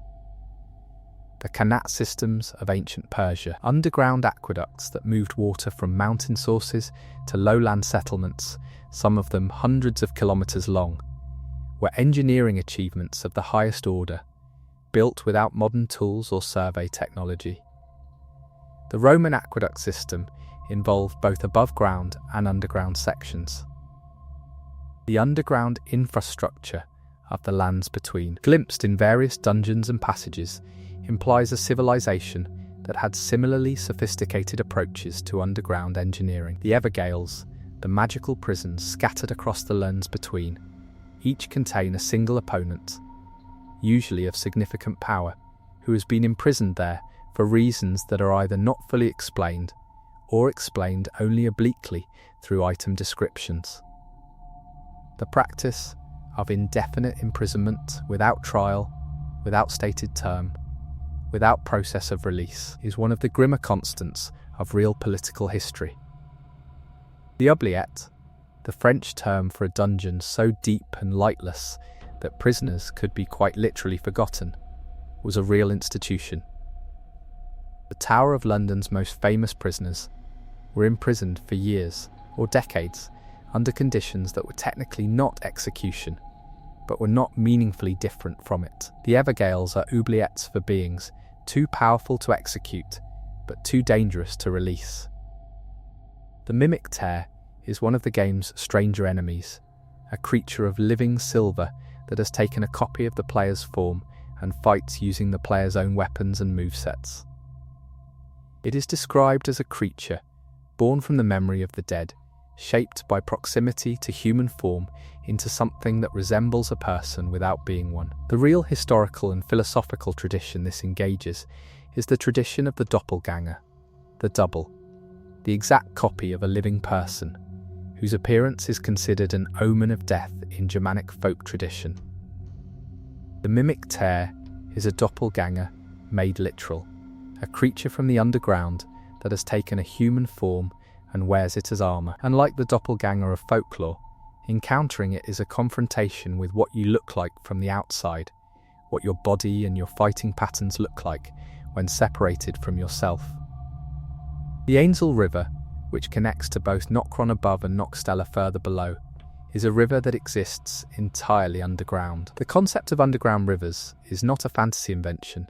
They are real and occur in karst limestone landscapes, most famously in the Dinaric Alps, in Slovenia, in parts of Mexico and the Yucatan. The underground river systems of the Yucatan in particular, the cenotes and subterranean waterways of the Mayan world, were considered sacred and were used for ritual purposes, including sacrifice. The Mayans believed the underground rivers were passages to Xibalba, the underworld. The Ainsel River in Elden Ring performs this cosmological function. It is the world's internal plumbing, and it is also the route to the deeper cosmological levels. The grace of gold that guides tarnished players, the golden wisps that orient you toward grace sites and major objectives, has a parallel in the real-world navigational traditions of people who found direction through interpretation of natural phenomena. The Polynesian navigators who crossed the Pacific without instruments, using the stars and the movement of ocean swells and the behaviour of birds, were following a different kind of grace, a learned ability to read the world's own signals and use them for orientation. The grace wisps are that navigational tradition made visible, the world communicating direction to those trained to notice it. The roots of the Erd tree that extend throughout the underground, visible as enormous golden structures in the deep underground areas, are simultaneously beautiful and disturbing. Beautiful because they are luminous and vast. Disturbing because of what the lore tells you is moving through them, the rot from Godwin's corpse, the death root, spreading through the same channels that the Erd tree uses to extend its influence.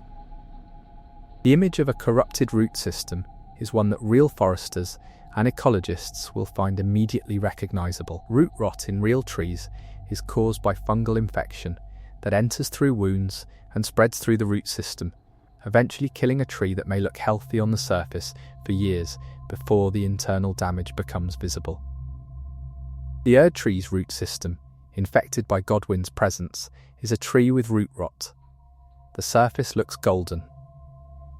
The underground tells the true story. The Nox people, the creators of the eternal cities and the originators of the gravity magic tradition, were apparently exiled to the underground by the Greater Will or the Erd tree's order. The specific reason for their exile is not fully explained in the base game, but the items associated with them suggest they attempted to produce their own Elden Ring, a parallel source of divine power, and were punished for it. The tradition of the heretical civilization that attempted to replicate divine power and was destroyed or contained for it is one of the most persistent narratives in world mythology. The Tower of Babel. The Titans of Greek mythology who attempted to assault Olympus. The alchemists who sought to create life. Every tradition has its version of the culture that reached for divine power and was cast down for the attempt. The Nox are cast down, literally, placed underground, their cities covered over, their knowledge suppressed. The night's sacred ground within Nokron contains what appears to be a ritual space with a very specific configuration, a central point surrounded by observers or guardians, with a floor that is itself a record of some event. The ceremonial circle, the formal spatial arrangement of people around a sacred centre, is one of the oldest documented forms of human ritual architecture. Stone circles across Britain and Europe, the ritual plazas of Mesoamerican cultures, the circular prayer configurations of certain Buddhist traditions. The circle is not arbitrary. It creates a space of equal attention, all participants at an equal distance from the centre, all facing inward, all oriented toward the same focal point. Night's sacred ground is a circle in this tradition, and whatever ritual it was designed to facilitate, it was designed for a community of participants organised around a shared attention. Chapter 5. What the fingers cannot touch. Absence, memory, and the hauntology of the lands between. One of the things that distinguishes Elden Ring from most action games is its relationship to absence. The world is full of things that are not there. Dead NPCs, empty thrones, missing items, broken covenants. The lore is built around losses so large they have become the landscape itself. This chapter is about what those absences tell us, and what the real-world histories of similar absences look like. The Glomide Queen is probably the most discussed absence in the entire game. She is referenced in multiple item descriptions. Her role as the progenitor of the Godskin tradition, the wielders of destined death's fire, the ones who killed gods, is described clearly enough that her importance is unambiguous. And yet, she has no in-game presence. No body, no spirit, no remains, no location associated with her. She simply is not there. Her absence is so complete that it is itself a statement about what the Golden Order did to her. The most comprehensive erasure of a person from history is not their death, It is the removal of all evidence that they existed. The historical practice of damnatio memoriae, the formal Roman practice of erasing a disgraced or defeated person from all official records, destroying their images, erasing their name from inscriptions, forbidding mention of them, is the closest real parallel to what appears to have happened to the gloam-eyed queen. Damnatio memoriae was applied to a number of Roman emperors: Caligula, Domitian, Commodus, Caracalla. The degree to which it succeeded varied. Some of the individuals erased are still well known to history because the very act of erasure drew attention to them. Others are genuinely obscure, known only from the negative space left by their removal from records. The gloam-eyed queen is in the second category, known only because things refer to her, not because she herself survives in any form. The Empyreans, who were supposed to become the next vessel for a higher power, Melinia, Miquella, and Rani, are all in some sense defined by their relationship to a destiny that was assigned to them without their consent.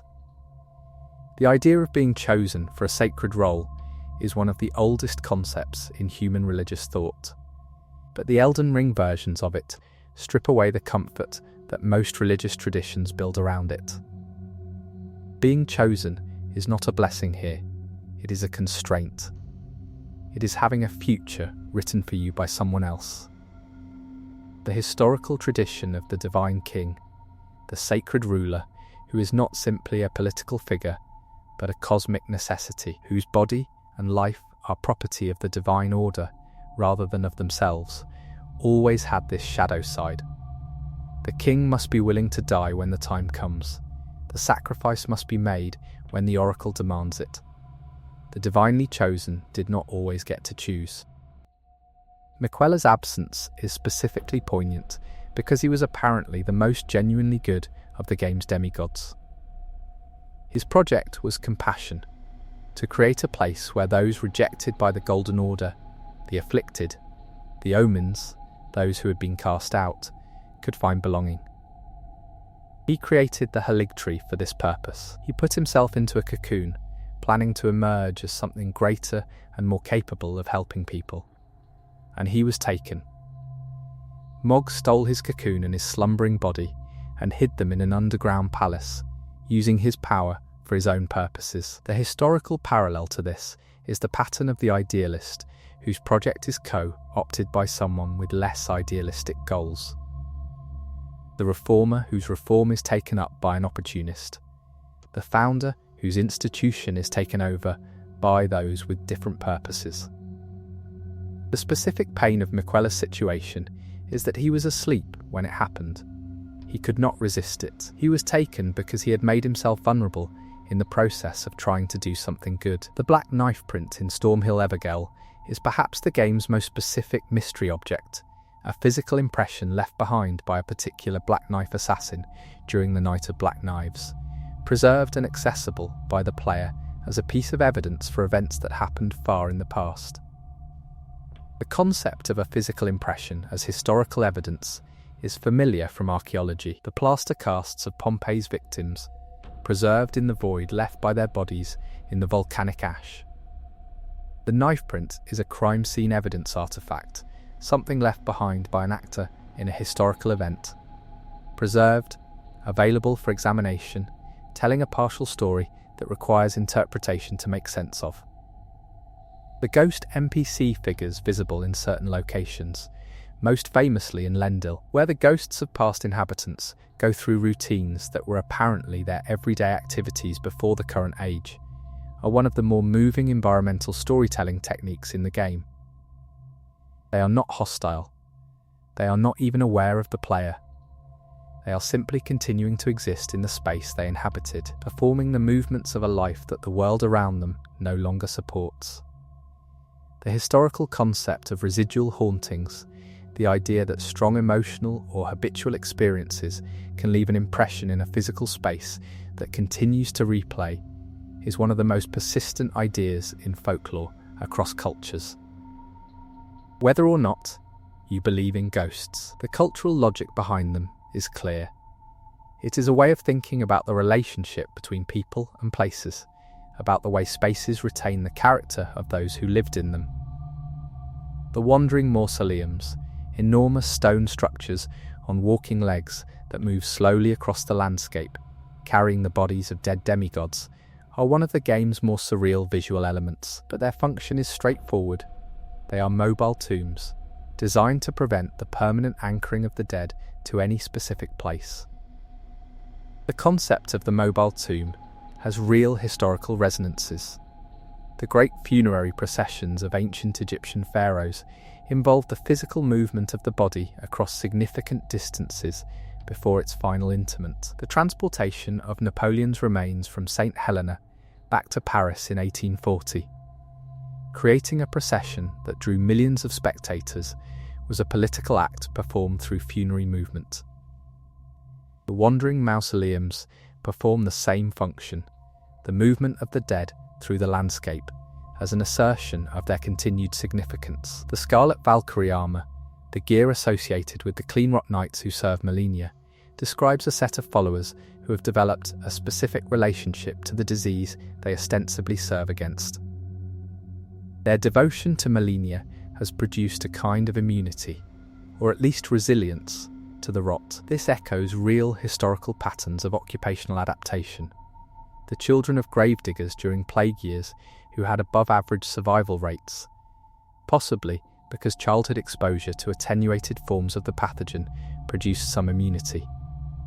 The blacksmiths who worked with arsenic daily and developed tolerance to doses that would kill a healthy adult with no prior exposure. The Cleanrot Knights are people whose extended service has changed their biology, in the way that any sufficiently dangerous occupation changes the bodies of those who perform it. The flame of frenzy, carried by the Three Fingers, is described as older than the Erd Tree's grace, a fundamental force that precedes the current divine order. This temporal depth, the idea of a power that was present before the current organising principle of reality was established, is a specific kind of theological claim. In Gnostic traditions, the diverse heterodox theologies of the early Christian era, there was a recurring claim that certain powers or knowledges predated and superseded the official divine order. The demiurge who created the material world was not the highest god, but a subordinate figure who had gotten above himself. The true divine principles were older and deeper. The Three Fingers and their flame occupy exactly this position, the older, deeper power that the official system cannot acknowledge, because acknowledging it would undermine the system's claims to primacy. The way player messages function in Elden Ring, notes left by other players, visible in the game world as glowing objects, is one of the mechanics the game uses most intelligently. They are evidence of other people having been here, having struggled with the same things, having found the same things significant. Reading a well-rated message that says something cryptic, but useful, is a genuine moment of connection across the internet, between people who will never meet, united by having navigated the same specific difficulty in the same specific place. The historical tradition this echoes most directly is not ghostly but archaeological, the carved messages left by travellers in physical locations across human history. The graffiti of Pompeii. The pilgrim inscriptions at Canterbury and Compostela. The marks left by visitors on the walls of Egyptian temples. Humans have been leaving messages for future travellers in shared spaces for as long as there have been shared spaces. The crucible of life that underlies the Erd Tree's authority, the older cosmological principle from which both the Erd Tree and the various aberrations the Golden Order rejected were derived, is described in the lore around the Crucible Knights as something that produced both beautiful and monstrous things without distinguishing between them. The Crucible simply generated life in all its forms, without judgment about which forms were acceptable. The Golden Order then imposed a taxonomy of acceptable and unacceptable life forms onto this undifferentiated generativity. This is a precise description of what every normative system does to the raw material of existence. It imposes categories, decides what belongs and what does not, and enforces those decisions through the mechanisms of power. The Crucible is life before taxonomy. The Golden Order his taxonomy applied to life. The Shardbearer campaign, the main gameplay loop of seeking out the holders of the Great Runes, is structurally identical to the quest for relics in medieval Christianity. Pilgrimage to the resting place of saints' relics was one of the primary forms of religious practice in the medieval West. The relic had both theological and practical significance. It was the physical remnant of a holy person, and contact with or proximity to it could produce grace. The Shardbearers hold their great runes as the saints held their sanctity by virtue of who they were and what happened to them, rather than through any choice they made. The Tarnished collecting great runes is the Crusader collecting relics, using the physical remnants of the holy to accumulate spiritual power. The Memory Stones in Elden Ring, the small objects that increase the player's maximum number of equipped spells, are described as containing memories of sorcery, crystallized into physical form. The idea of memory as something that can be contained in a physical object that can be given material form is one of the more persistent concepts in both occult and cognitive traditions. The Memory Palace, the classical and medieval mnemonic technique of storing information within an imagined architectural space, treats memory as something that can be organized, structured, and physically navigated. Medieval monks who used this technique described their memory palaces with a specificity that suggests they experienced them as genuinely real spaces, places they could move through and retrieve information from. The Memory Stones are a literalization of this, memory given physical weight. The bell bearings dropped by certain merchants and characters, objects that, when given to the Twin Maiden husks at the Round Table hold, allow their shop inventory to be accessed, are a specific kind of object that transfers commercial function from a person to a container. The historical equivalent is the merchant's mark, the identifying symbol stamped on goods that indicated their origin, their quality certification, and implicitly the reputation of the person who had produced or traded them. When the merchant died, the mark lived on in the goods already stamped with it. The bell bearings are a more complete version of this, the entire merchant function contained in a single object, transferable and usable without the merchant. The shattering itself, the war that produced the current state of the lands between, is presented in the game as a war that nobody started with the intention of what it became. The great rune shattered, the demigods each took a piece, and then they fought each other for the others. The logic of the shattering is the logic of positional warfare. Once one player moves, all players are forced to respond, and the aggregate of those responses produces an outcome nobody individually intended or wanted. The First World War is the classic example of this logic, but the pattern appears throughout military history. The Peloponnesian War began with a set of incidents that most of the participants in the final conflict had not directly intended to create. The 30 Years' War began as a religious dispute in Bohemia and became a continental catastrophe through the same logic of cascading responses. Hugh, the blacksmith imprisoned in the Round Table hold, is one of the game's more haunting supporting characters. He is compelled to stay, not by physical chains, but by a curse imposed on him by the woman he loved and served. He cannot leave. He does not understand why he is still there, not fully. He knows what holds him, but not the complete purpose of his holding. His imprisonment is an act of love, or at least an act made in the context of love, and that context does not make it less of an imprisonment. The historical tradition of the loyal craftsman bound to royal service, the master shipwright who could not leave the king's employ, the clockmaker whose mechanisms were considered state secrets, and who was therefore never allowed to travel, is less metaphorical than it sounds. The skills of master craftsmen were genuinely considered strategic assets in certain historical periods, and the people who possessed those skills were sometimes constrained by their own usefulness. The specific geography of the lands between, the way each major region has a distinct ecological and cultural character, that maps onto a different historical tradition, is consistent with how real empires build their administrative territories. The Byzantine Empire's provinces had distinct cultural identities that predated Roman conquest, and the empire maintained those identities even as it imposed a uniform administrative and theological system over them. Khalid is a plague zone with a distinct ecology. Liurnia is an academic region with a distinct magical tradition. Mountaintops of the Giants is a frontier region defined by its conflicts with the indigenous power there. Each region has been shaped by its specific history, as regions in the real world are shaped by theirs. The Elden Beast, the final boss of the game, the actual embodiment of the Elden Ring itself, the creature that is the law of the cosmos given physical form, is described in its item descriptions as an envoy of the greater will, sent to the lands between to implement a specific divine agenda.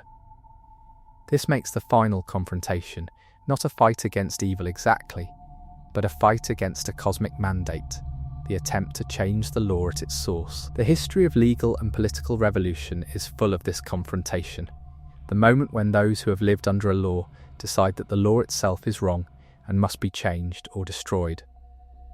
The English Civil War, the French Revolution, the American Revolution. Each of these was a confrontation with the constituted authority of an existing order, an attempt to change not just the rulers, but the fundamental structure of rule. Killing the Elden Beast is an act of revolution against the cosmic order.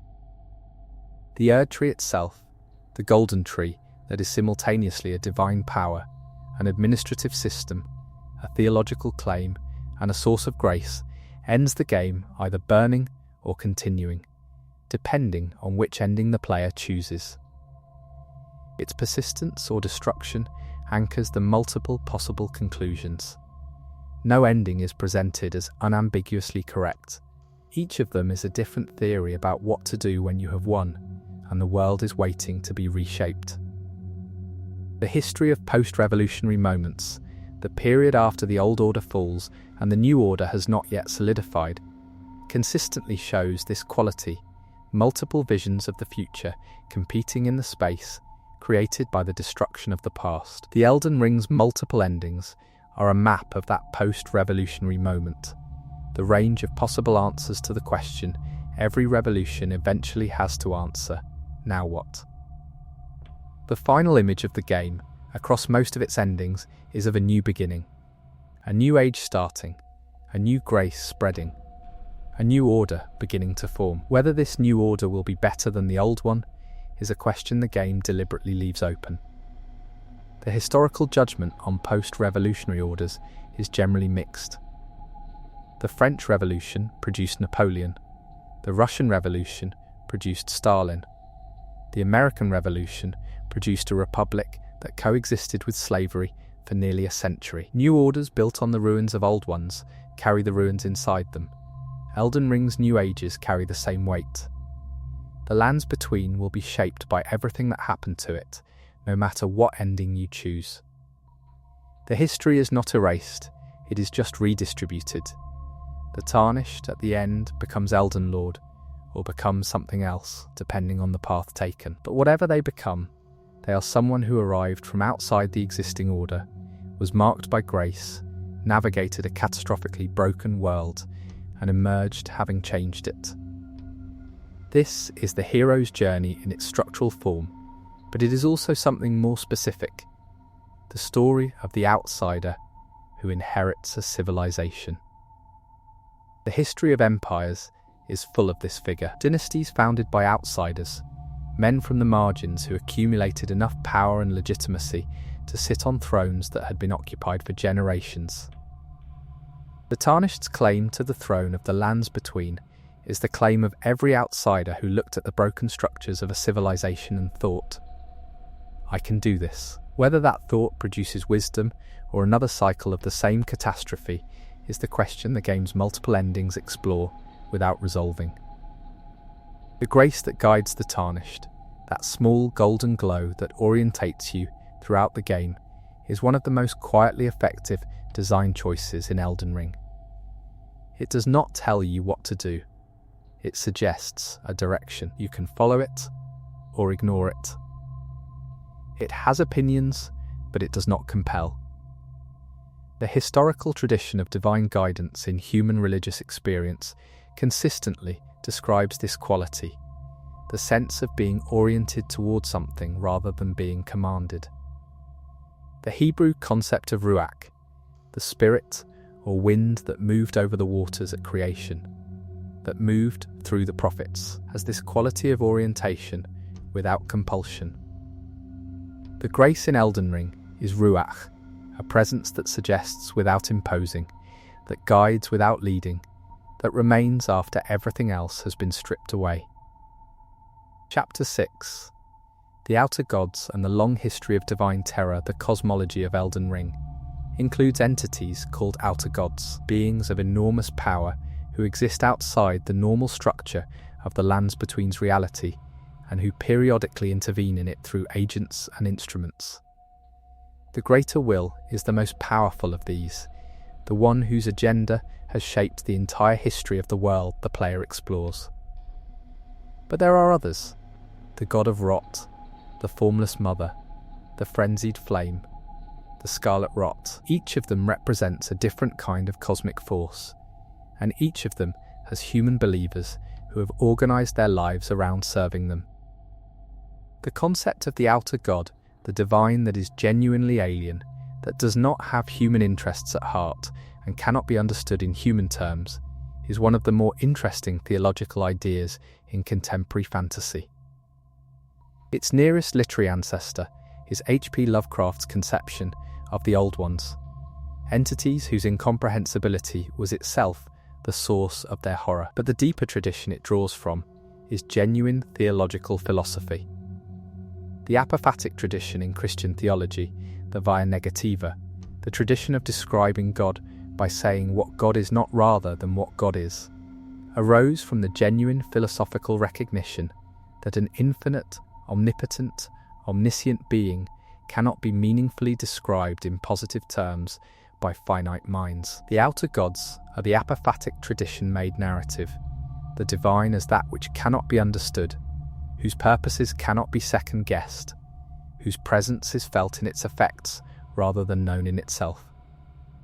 The Greater Will's agenda, maintaining the Elden Ring, ensuring the perpetuation of the Erdtree's order, preventing the spread of destined death, is never fully explained. We understand its broad shape from the effects it has had on the Lands Between.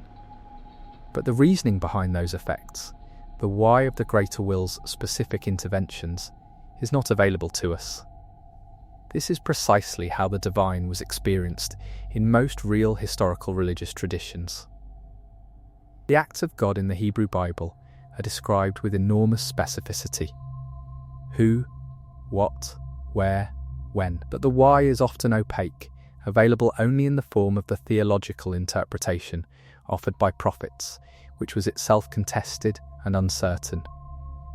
The Greater Will behaves like a God who acts in history, specific, powerful, and comprehensible only in retrospect and imperfectly even then. The two fingers, the physical intermediary through which the Greater Will communicates with the Lands Between, are described as having been more active in the past and less active in the present.